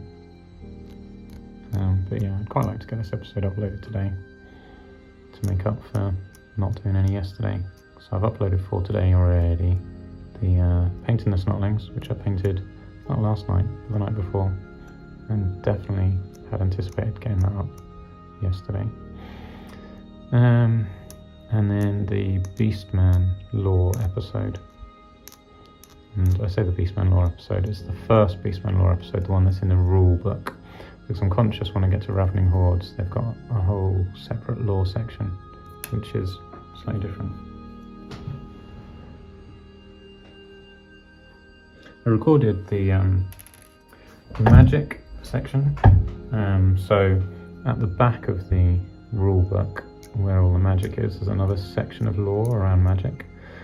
But I think like a couple of sections of it were the same as like right at the beginning of the rulebook, because it was talking about old ones and magic and stuff like that. And like as I was reading it, I was thinking, I'm pretty sure I've read this before, and there's a bit of a copy and paste job. But no, it's about half of it might have been a repeat of previous. But there was definitely new content in there as well. So, and then I was thinking, you know what, it's fine to have just a magic episode. It's specifically about magic anyway. And I imagine not everyone who listens to that episode will have listened to the other episode, so it's fine. I'm over it. Okay, cool. So let's glue this all together then.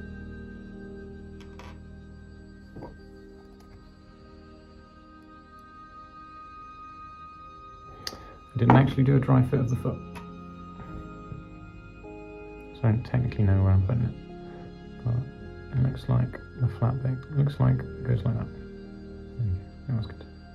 Should always do a dry fit before you put your glue on though. So that was a bit of a oversight, but kind of fluky. Almost looks like a lion's claw. Maybe not. It's only got 3 toes. Right, and then that goes there.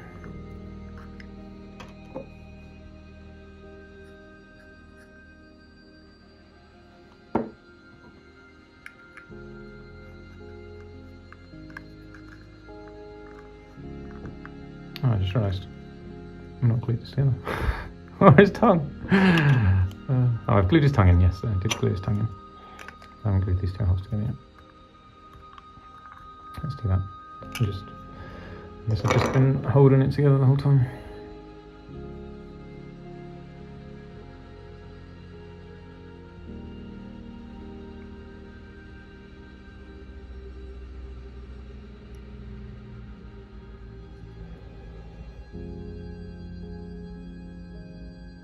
I just had a little worried glance then because I could see these cut out bits. I was like, oh no, I'm meant to be sticking something into them before I glue it together, but I guess not. Can't see anything, and it says just glue it together. So, trust the process, I guess.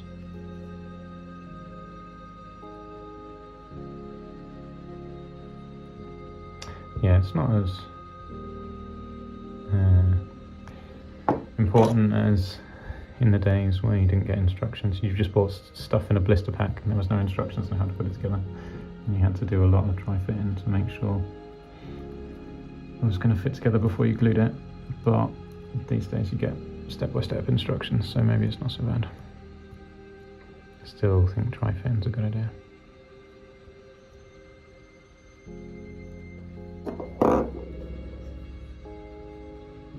So we've got, it's not a mould line, but it is kind of like a mould line all the way down here. It has dried. I'll give it a bit more time to dry, but then we can scrape that off with the knife in a bit. And then same along here. There's a lot of spines in the way though. But ideally we wouldn't have any joins, any lines. But I'm not going to get away from that, I don't think, without a lot of effort. Like I could put some of the liquid green stuff in it. I don't know if I can be bothered. This guy's mouth is much easier to paint than this guy's mouth. The inside, that is. Right, let's find a face. So they are 22 or 23. Whichever one I find first is the one I'm doing. This one. I found that one first.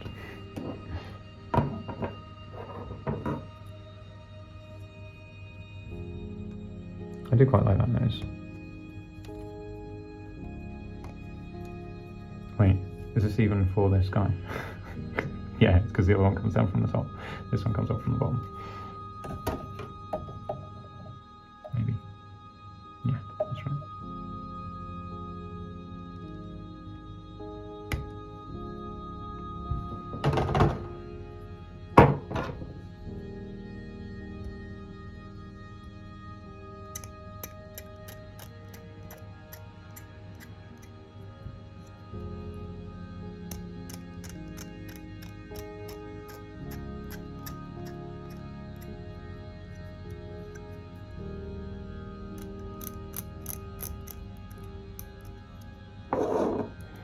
Moving away because I'm conscious I've got all these scrapings coming down on this freshly glued. I can get like bits of scrapings glued on it. Like, what kind of crazy person is gonna put this metal bit on that squig's tooth? I'm not sure how much sense that really makes. But maybe squigs can be docile with their handlers. Although by the look of the Mangler Squigs, that's not. I doubt it. However, they could feed them some sort of mushroom that calms them down.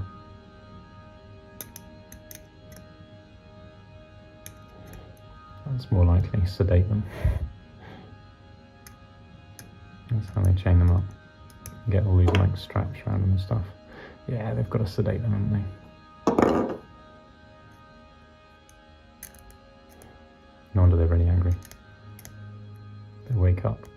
chains. It's not goblins trying to hold on to them.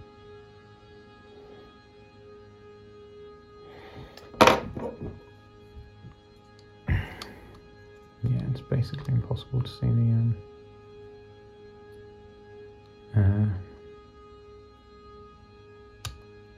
tongue. That's interesting how that doesn't fit immediately. I don't think it's because of anything I've done. Looks like I might have to give it a little bit of a press to clip it into place. Okay, now it's clipped in place. Which is fine. Yeah, that face looks kind of cool. You can just about see his tongue. Oops.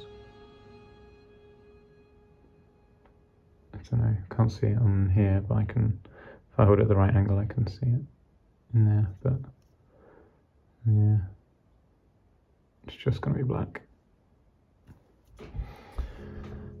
And yeah, it may even be grey if I can't get any spray into it. It's the only way it's going to get any paint in there is if the spray paint goes in. Maybe grey. And I'm not going to lose any sleep over that, I don't think.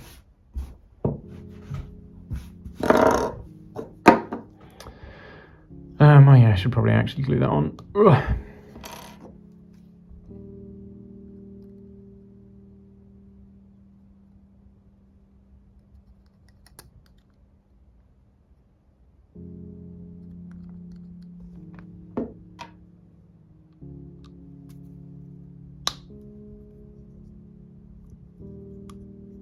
Cool, well, at least that's going to hold on well. That's good. Right then, what's next? Ooh, a foot and a spiky ball and chain and a stud. So 25, 26 and 21 and then 32 and 33. 26, 21 and 25. The circular bit, that's the easy bit to find. Used to machine is that one, 21, yeah. Yes. Okay, that's good. And then, what is it saying? 26 is a leg, 25 is a stud. 26 is a leg, here we go. Leg with no toes, which I guess the toes are there.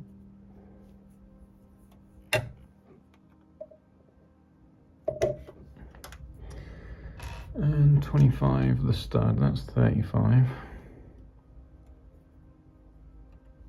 25.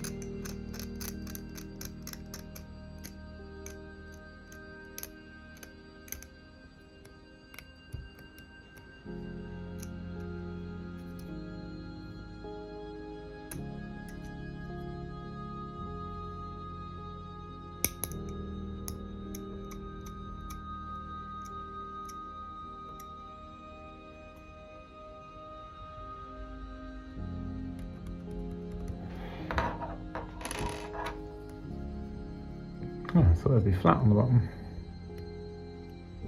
Like all the way across there, but I guess not.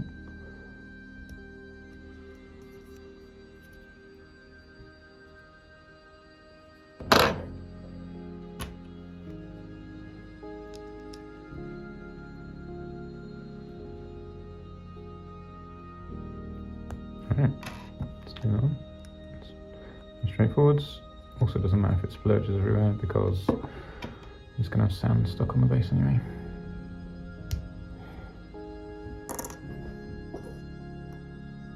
I assume this is because it's like one of the few touch points on the base, so it needs to be a nice big surface area. Okay, so I've just realised. Choose the variant you want to build. Where does it change to which one I build? 5 to 6, Mangler Squigs that way.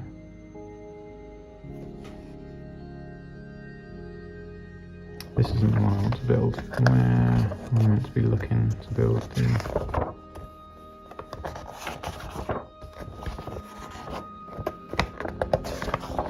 Oh, okay.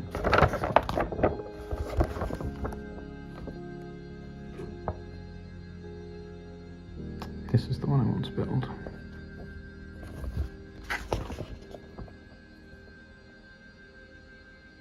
So that's the same. Fine.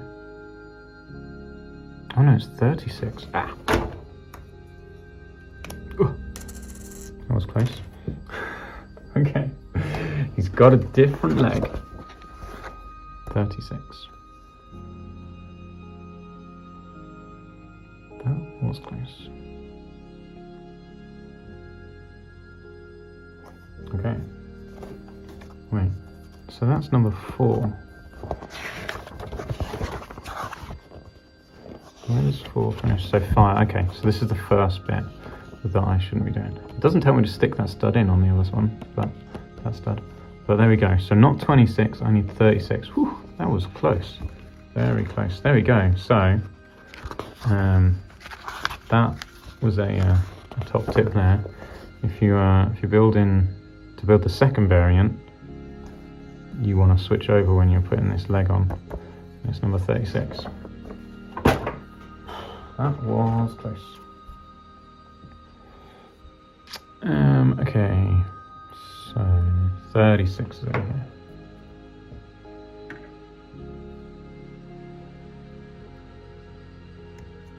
Now I don't know how much it would have mattered if I'd built the other variant anyway. But this is the one that I kind of wanted to do. Why did I want to do this one? Because this is the one I knew. Yeah, so we'll have this one. I'll find out how good Mangler Squigs are, and then if I do build the other variant, I just need to be a bit more careful about how I'm doing it, because the connecting guy I also want to use as a boss on my warband one. So I want to see what I can get away with, but I don't have to worry about that this time because I'm literally just building Mangler Squig with the variant that I don't care about the guy, so I can use him without him, I think, very hard about it. At least that's my current thought process anyway. Right.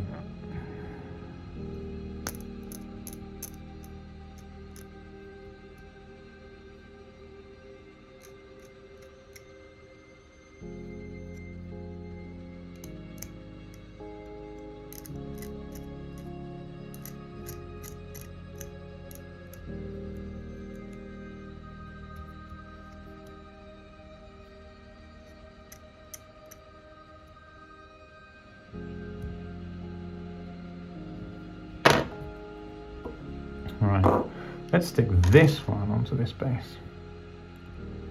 I assume the feet are in, the legs are in different enough positions that it will make a difference. So what is the difference here? Wait, are they the same? They look basically the same from this angle. But this one has got a brace, an anklet around its leg, so for connecting something. But other than that, they look the same. I don't know. Maybe the difference was just what's hanging off it, rather than the angle of the guy. Not sure. Well, we'll just do as we're told. For now.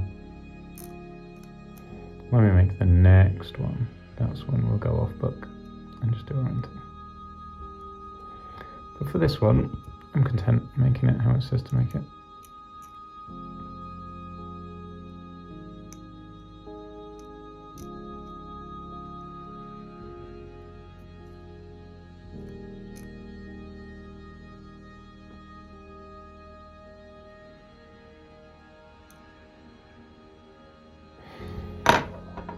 So this goes in there.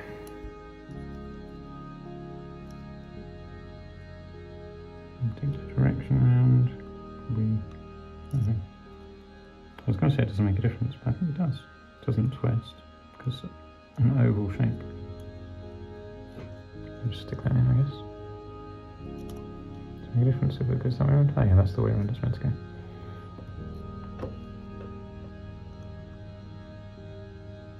Oops, I put way too much glue in there. Yep, too much glue. Way too much glue. So much glue. Yeah, come on. I've got glue on my fingers.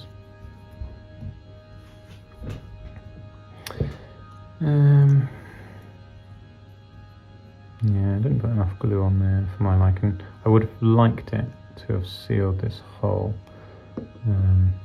so that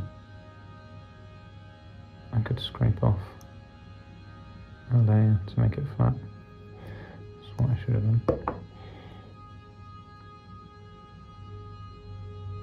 Yeah, should have applied more glue there than I did. Right, whilst I've got that on my mind, let's clean off this guy if we can. So this is these lines here. Ideally, I want to take them off so they're not showing. This is the join line where the two halves were joined together. The way plastic glue works is that it melts the two pieces of plastic together and turns them into one piece of plastic.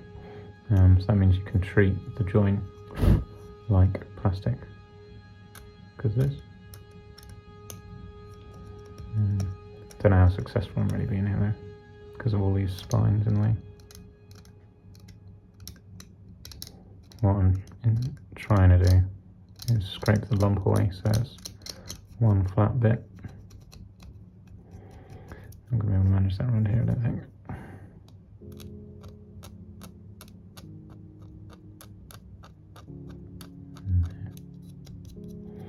Oh well. We'll try and pretend it doesn't exist when I paint it.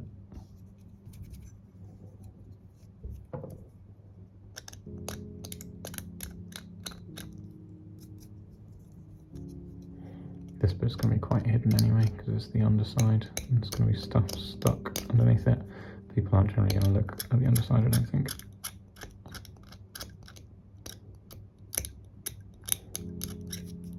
Same with the other squig really, which is good.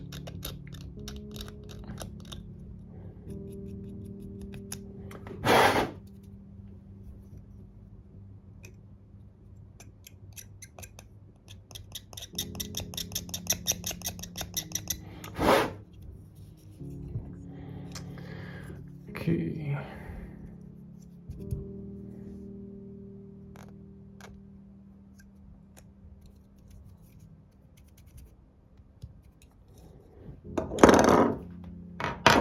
And stick this leg on then, I guess.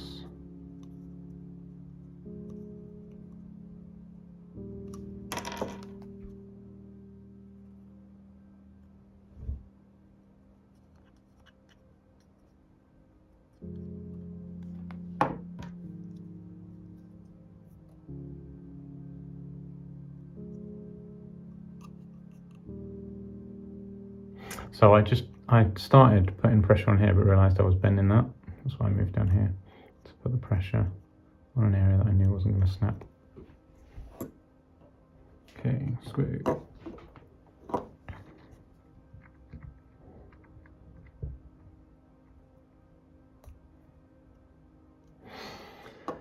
Right. Ugh, this is where things start to get complicated, I think. Okay, so we got... Okay, this isn't particularly complicated. What does that mean?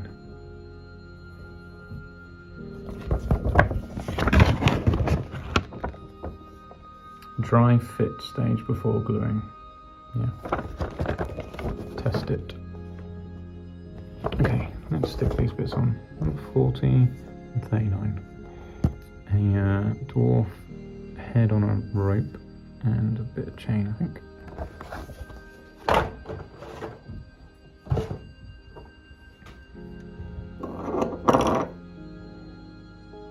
There it is. 39.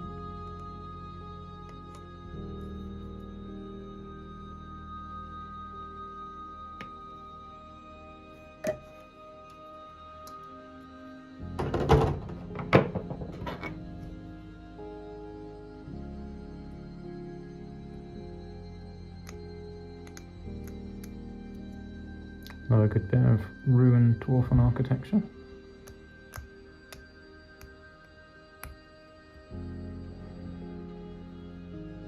I'd quite like to have some not ruined dwarven architecture, to be honest.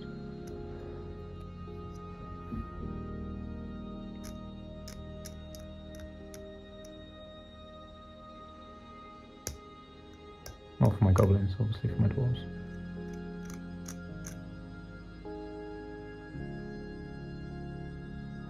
Right, so this is going in here. Looks things. It's going like that. Is it going like that? Probably like that. Yeah, it's like that.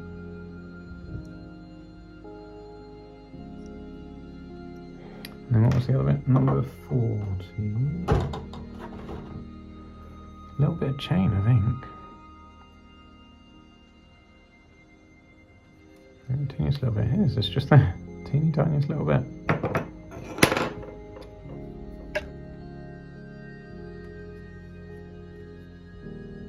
Oh, it gets glued to the base though. It's a connection point to the base. That little flat bit there helps this guy stand up on his base.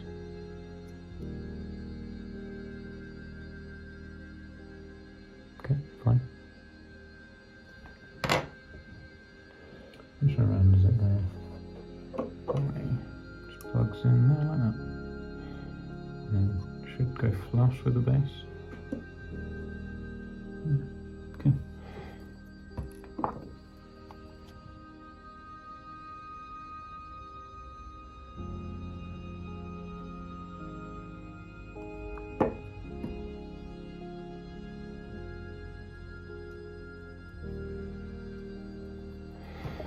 Right, let's see if this is dry.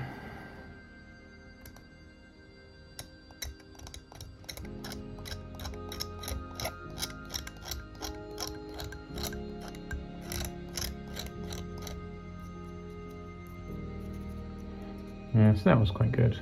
Kind of gets rid of the line between the two. So that's what ideally what you want around all of it. Over these joints. This isn't quite dry yet, it's a bit spongy, which means it's not going to come off properly.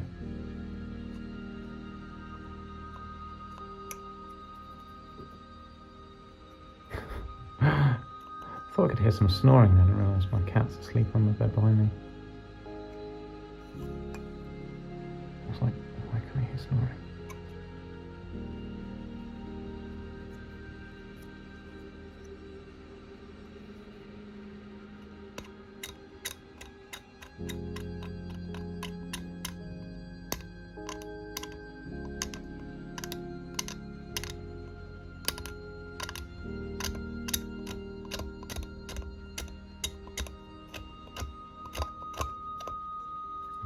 It's a bit, you can see it's not dry yet. I'm being impatient doing it now. And then getting less than ideal result.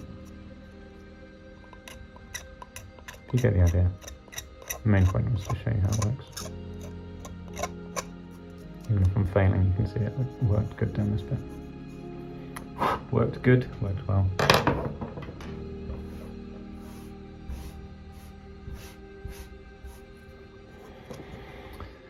Right, okay, so yes, that's that and that, and then this dwarf head on rope.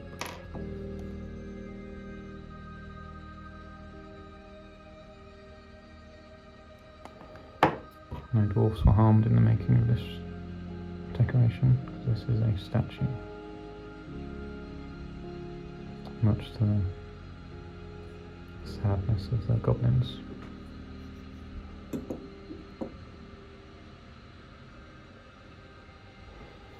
is swinging around quite a lot, but fine. Swing away. Okay, what's next? Now it's time for an actual goblin. 41, 45 and 44. Okay.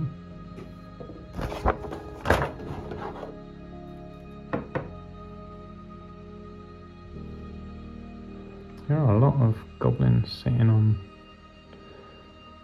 sitting legs. 41, here it is.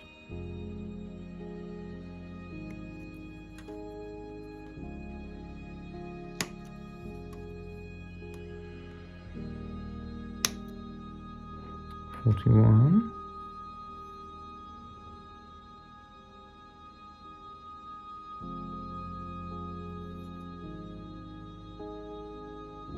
$45, which is his hat, his sleeve.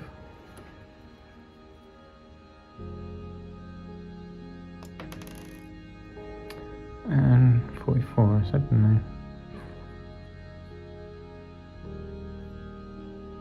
Which is this bit.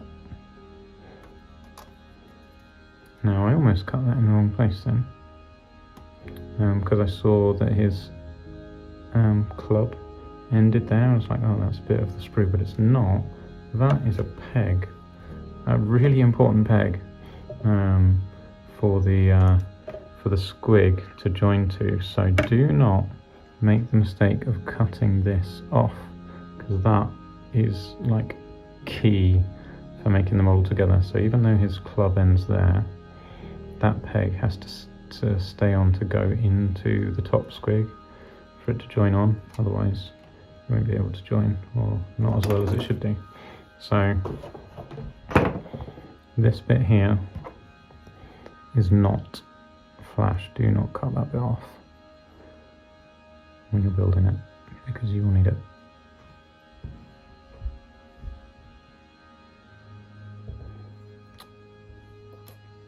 Right, 41 and 45, so that's this bit and this bit.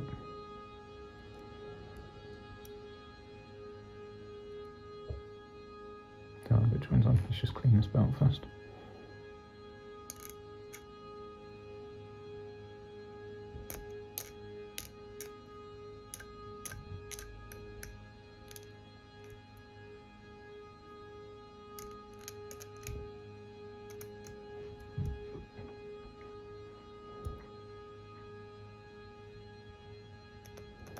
I'm quite excited to play with this. Looking forward to having a Mangler Squig bouncing around, scoffing stuff.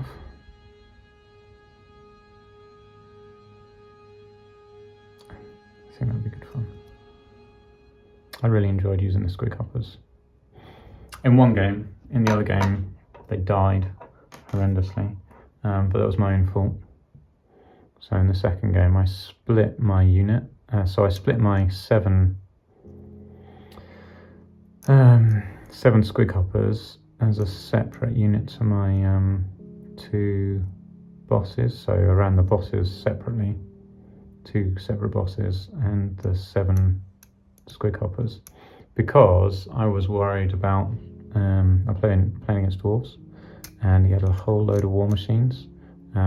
So I split them out so that his war machines couldn't shoot them all in one go, and I could like send them at different war machines.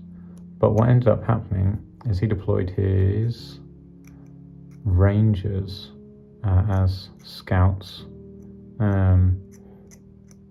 like right next to all my squigs. So I got distracted, and then only I put them all 3 together, so like my squig hoppers, one warboss and another warboss. Only my squig hoppers rolled enough to make it in, so they charged in, and these 2 didn't make enough, came around the side. He promptly destroyed my squig, so that was on my turn. I charged in, and then on his turn, he killed like a couple and they ran away. On his turn, he charged one of the other one of the bosses on a squig, killed him, made the other one panic, and then overran into the giant that was next to it. And then he ended up killing the giant. So, yeah, those rangers. I love dwarf rangers anyway, but those rangers did a good job. I've always liked dwarf rangers. They are one of my favourite units, because that's I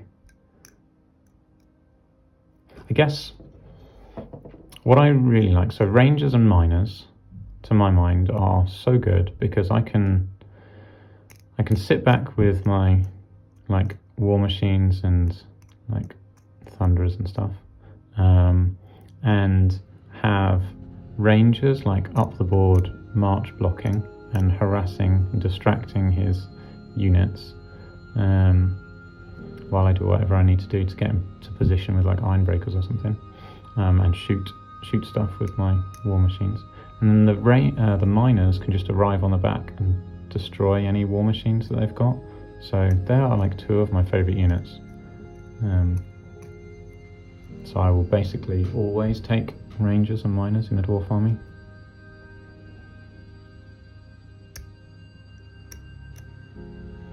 But yeah, so all that to say, the rangers scuppered my plans. So in my second game,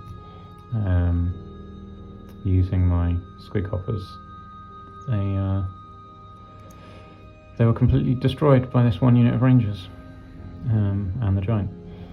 But I was forgetting the giant's stomp attacks every round, completely forgetting that. So he might have actually won the combat, but never mind. But yeah, even though they lost and like were decimated, it was my own fault, and I can see it as a lesson learned. So it didn't make me any less happy with squig hoppers. Just help me to find some of the limitations, and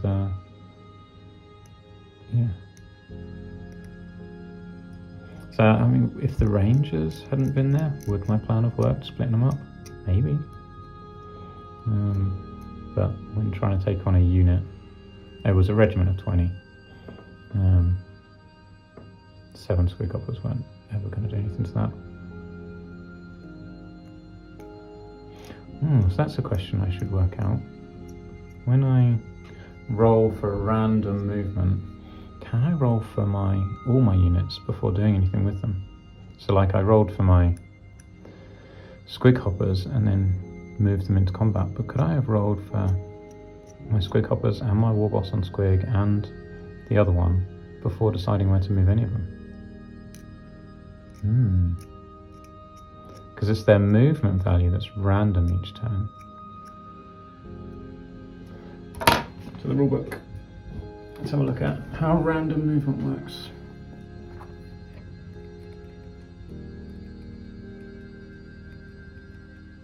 Where is random movement? This is me flicking through the book off screen. I will find it. It's not too hard to find. There we go. Right. And somewhere around here. PQRS.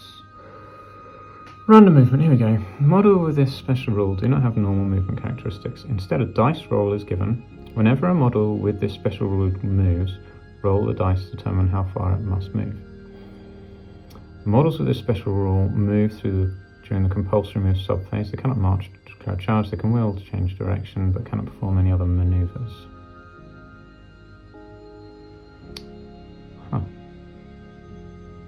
They can wheel to change direction.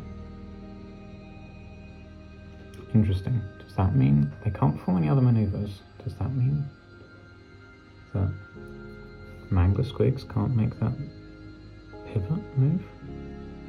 That would suck. Cannot perform any other maneuvers. If the model is able to make contact with an enemy during the compulsory move subphase or whilst pursuing it, may do so, cancel and charge. Model aligns against the enemy unit and stops moving. Unit charge in this way must hold. If every model unit has this special rule, roll once for the entire unit. 2 or more models in a unit have different random move characteristics. Roll for each and use the lowest result in the entire unit. So, whenever a model with this special rule moves, roll the dice to determine how far it must move. That doesn't specify whether you can roll them all. A little bit ambiguous. Whenever it moves. Yeah, it kind of is like, I'm moving this unit now, I have to roll it and see how far it goes. Yeah, maybe. So it's a little bit of ambiguity. That's probably where I lean to. But I'm not a huge... I don't know. It looks like almost, but the Mangler Squigs might not be able to pivot.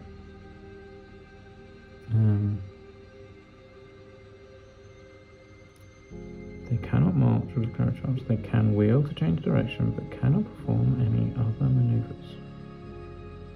But it's at the end of movement. The pivot isn't during a move. Can't perform any other maneuvers. Wait. So does that mean squigs can't switch from skirmish to open formation, because that's a maneuver, right? A reform. So you have to deploy them in either open formation or skirmish formation. They're in that formation for the entire game. Not that I can see any particular benefit of being in open formation. But yeah. Interesting. Alright, something to mull over. Might pop that on the Facebook group later, see what people think. I feel like it's going to lie in the direction that Mangler Squigs can't do their Behemoth lumbering pivot at the end of their move. That'll be annoying. That'll make them... That could actually be a breaker for them. Like, I might not want to use them if they can't do that 90-degree pivot, because that kind of is the only thing that makes them useful. Without being able to do that, I think they're going to struggle to be any good.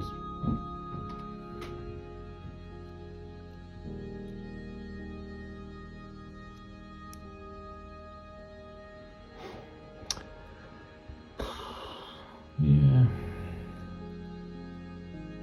Okay, anyway, I'm distracted now, thinking about how annoying that'll be. So, how do I glue this on? Where does this even go? Goes there. Ah, yeah, there we go. Goes like that. So this is 41 and 45 glued together like that. So that's his cowl, his hood, and his sleeve.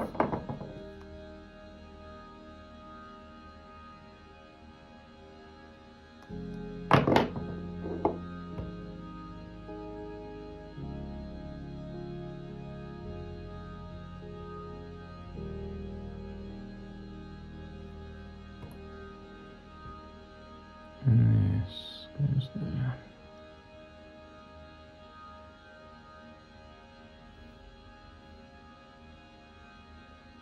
Did I clean this off? I think I did.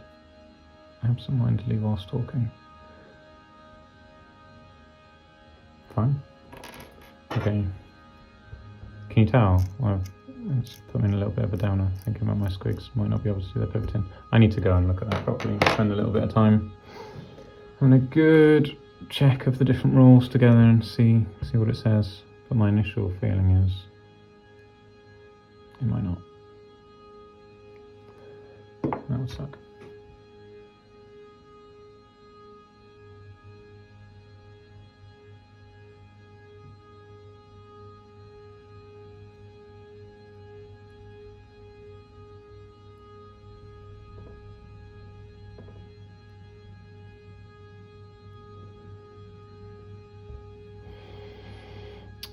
Cool. Just had to pause for a second, plug my phone in so it doesn't die. Battery's running out. Okay, so this guy goes just there. That was very easy to put on. Do I just stick him on now? Yeah, I guess so. Okay, let's do that. That's a nice easy connection. what are the connection points on here? Inside of his legs, that bit, his fist, and the two bits there. Alright, stick him on. Alright. Just checking my glue was clear and good to go. I don't particularly want to get loads of glue on this, like splurging out around the edges.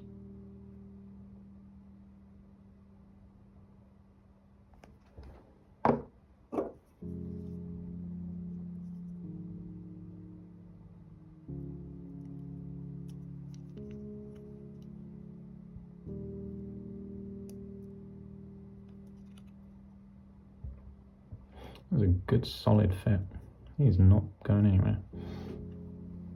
I guess this guy attached. Oh, is it actually there? Yeah, it's actually like that. Somewhere like that. Oh, that's a bit wobbly. Yeah, I guess that goes. Ah, it connects to something else. And the two halves will fit in there. Right, good to know. Okay, so next is a bit of chain, which is exactly what I was just saying.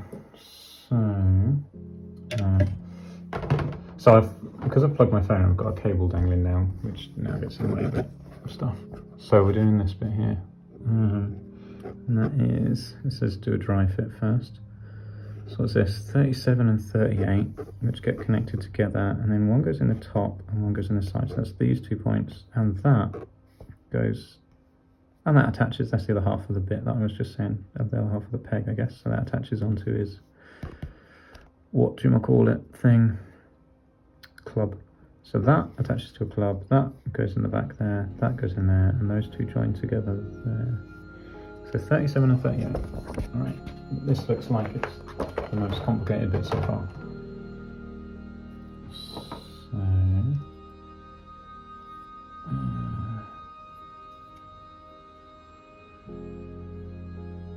37.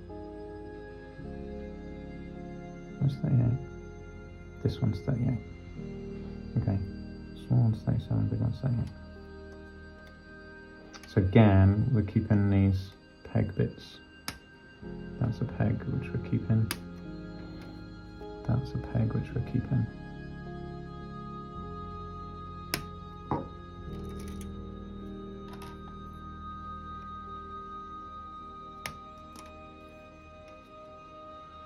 Be interesting to see how solid this lot connects together, or if it's flimsy. But this guy is very solidly attached, like rock solid. So I guess once everything else is connected through here, it's probably really solid. This, however, is like mega flimsy. So let's see how well this holds up. It's got a fairly good cross section. It's not too flimsy as is. So I guess those two join together like that. Yeah. Okay. Right. I need to do some good cleaning here, I think.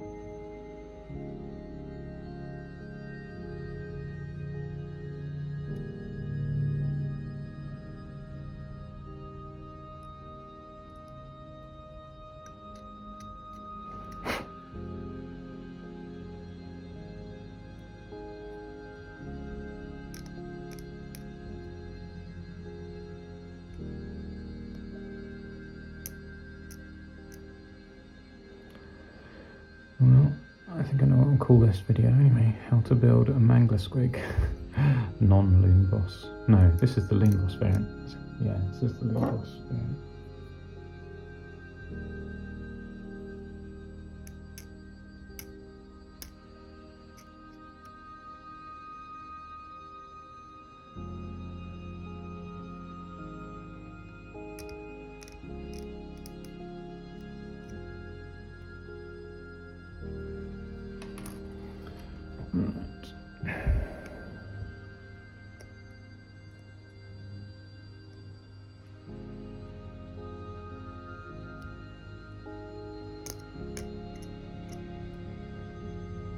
I would guess like a couple of these points are connected to the squig that goes on top.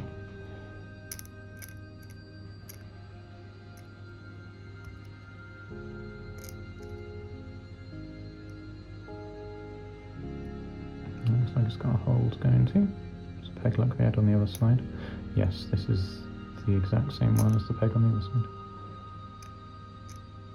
So this one goes on top and that one goes on the other side.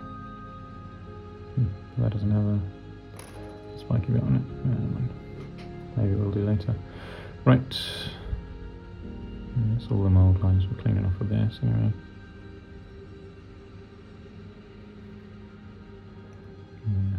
Right. Okay, so let's see what we got. So those two flat bits, say flat loosely, those two bits go together. So let's start by sticking that together.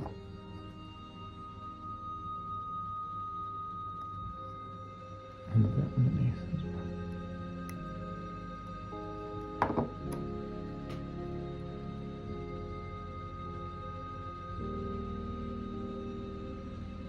I think that goes in up inside the squig. Yeah, there we go, that joins. That goes there and that goes there.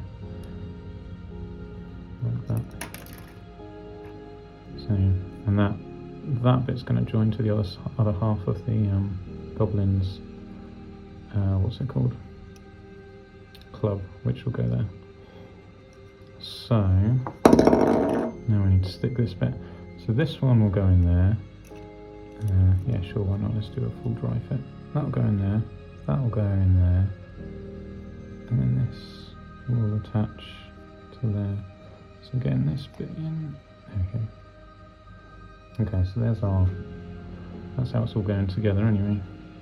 I just need to put some glue on it. It's this bit in here that I'm worried about because it was quite tricky to get in, quite tough because it doesn't look like it wants to go in and out many times. So let's put that in there.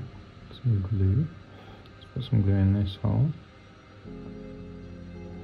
We'll put a little bit of glue on his club. Alright, let's do it. So that goes in there. That goes in there. And that goes in there. Need to give that push. And then I'm just going to hold this together for a minute. So that feels like the bit that's likely to come apart if I don't. Then we're going to have a squig holding it all together anyway in a sec. Now it says to stick a whole bunch of stuff on the squig before I do put it on, but I don't think I will. Oh yeah, I should have checked.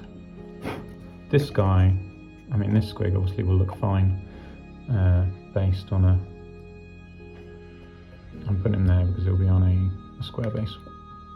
But yeah, he'll look fine and I'll just have a slightly less bored goblin on top as the war boss. So that's cool.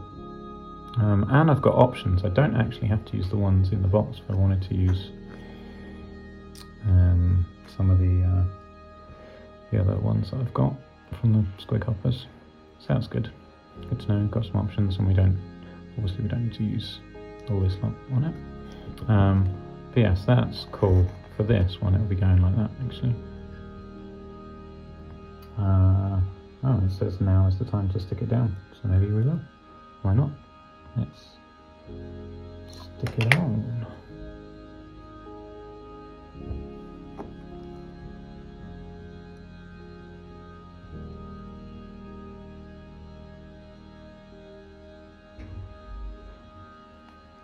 Okay, let's just stick that on here.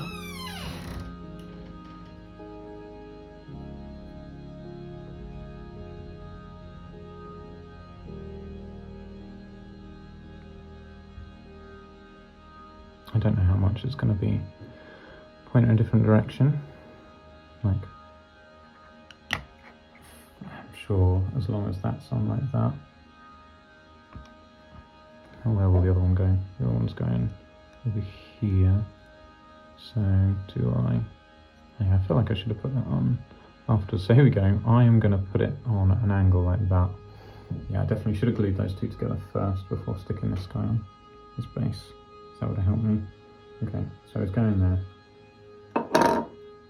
Let's let me try a bit. Do it again. No, I've got my position anyway.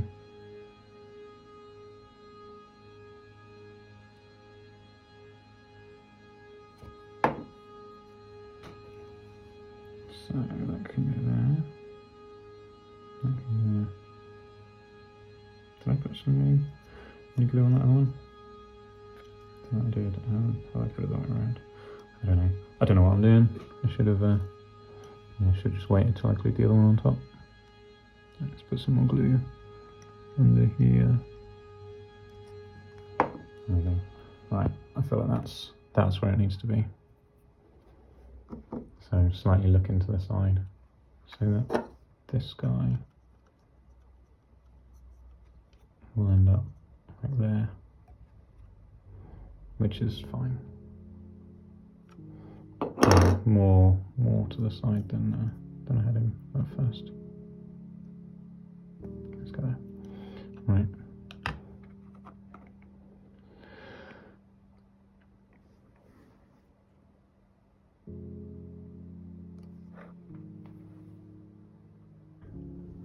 Okay, right.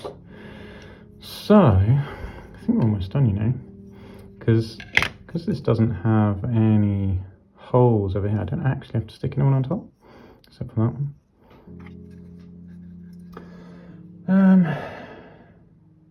It does say to put the guys on first before I stick it on.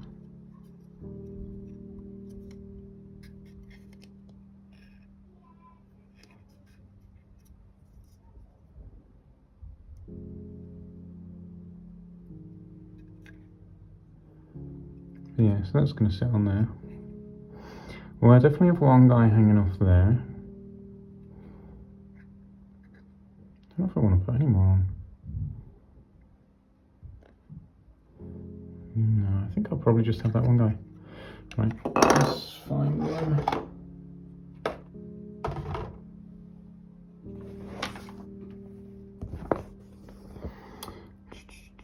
It is this one here. Number 49, and then hit 50 or 51. Let's go 51. 49, 51.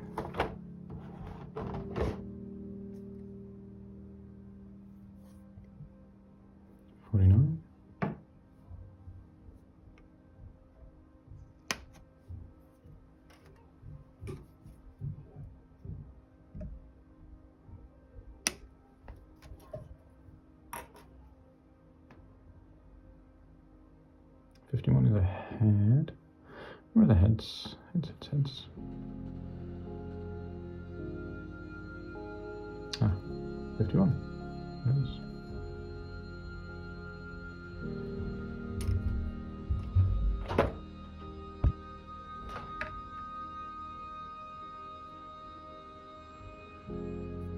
Trying to clip off his chin.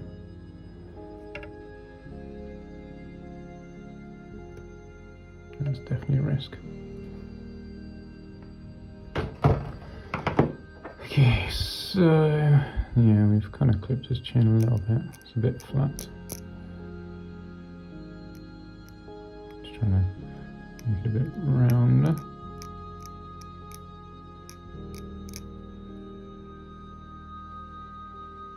I went for this one because it's got like the cowl on it.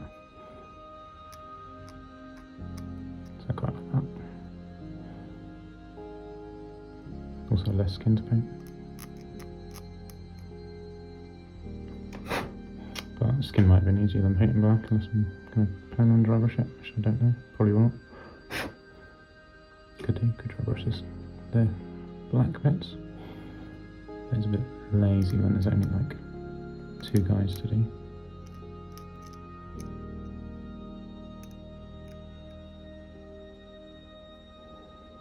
Okay, that's the head.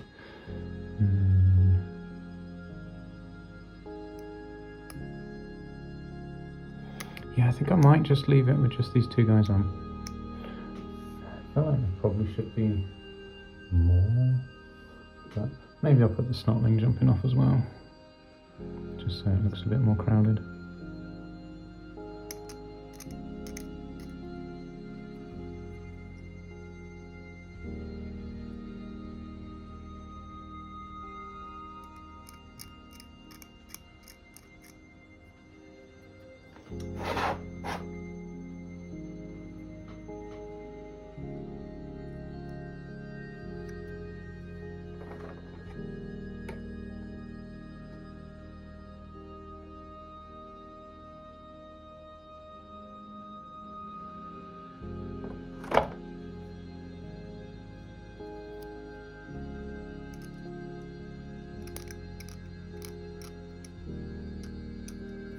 I was just having a look at the book to see what we've got on in terms of guys sitting on top.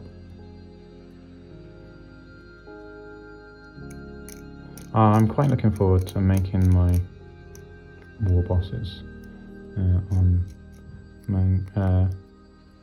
out of the Mangler Squig, the 2 war bosses. I'll definitely be doing that with my next kit, I think.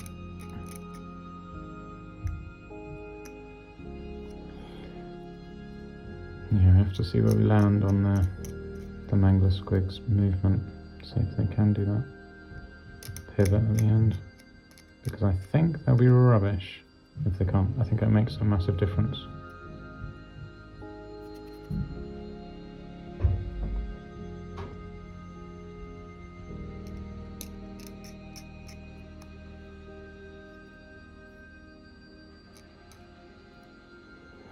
I hope they can do that pivot, because they need the manoeuvrability, I think. I can't remember how tough they were. Were they toughness 5? Might have been toughness 5, which that gives them some survivability from like shooting and stuff. And they've got heavy armor, but still the manoeuvrability to be able to outflank units is what I think I need. Right, glue his head on first, it says.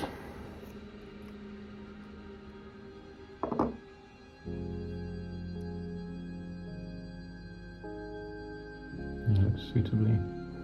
I like that. That's a cool looking goblin. That's good for many purposes. Like, I made.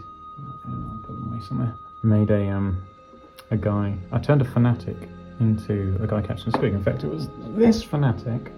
I put him into, he's like holding on to a squig, so he's got a net around a squig. I made it when I was like a teenager, so it's pretty rubbishly done, but he's got, yeah, basically he's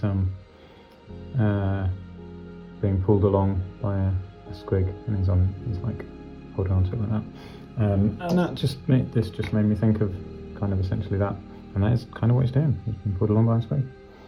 So, yeah. Right, what am I doing? Sticking his head on. Got distracted.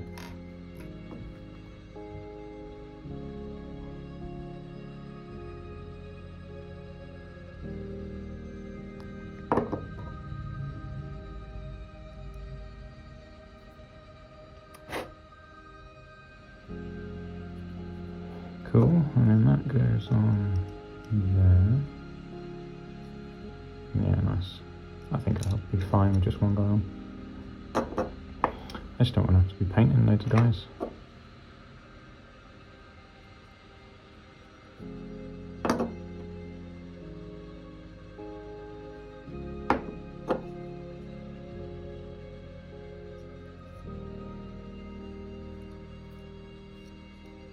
Looks like I missed a mould line down this hand, just here.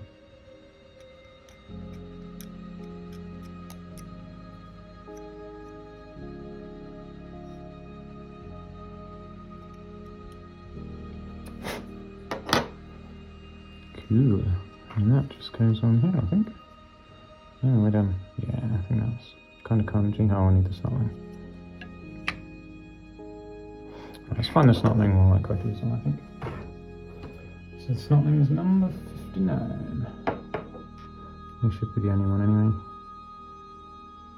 Easy enough to find. There he is. Looked like he had a giant toe then. There's his pin. His peg.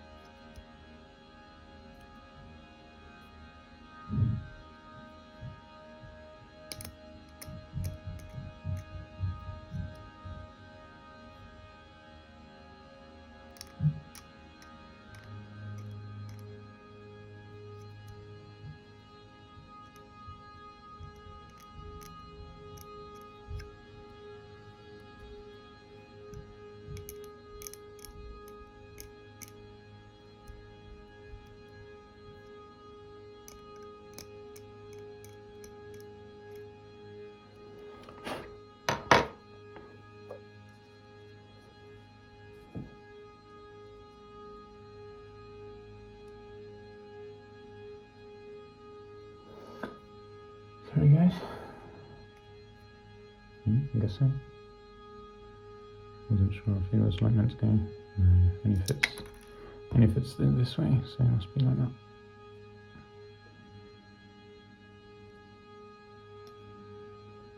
Okay, cool.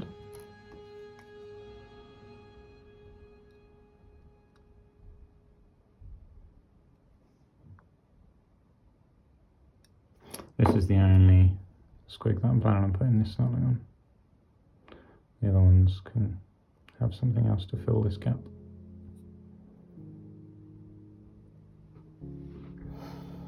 Okay, cool. Put this on.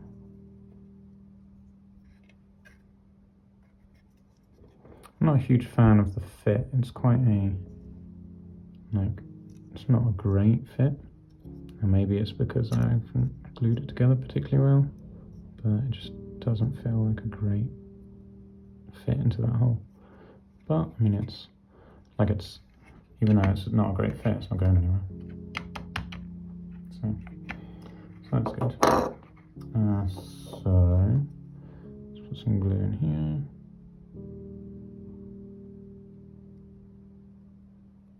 Some glue in here.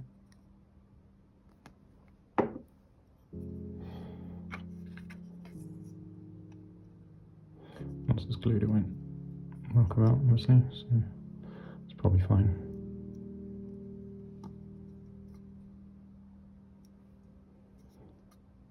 I'm trying to press everything together.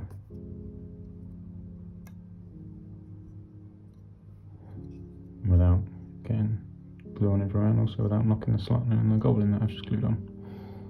So I'm just going to press in.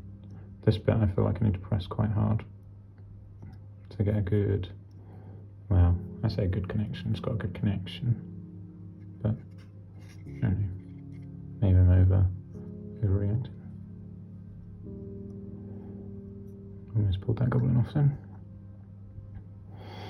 Oh, I'm pleased with this, looking good.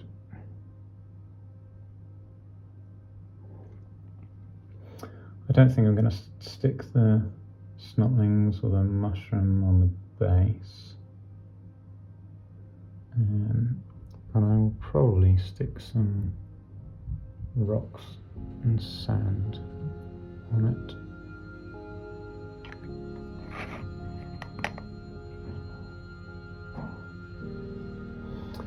Yeah, looking good. I approve of that. They fit nicely on the square base, so that's good.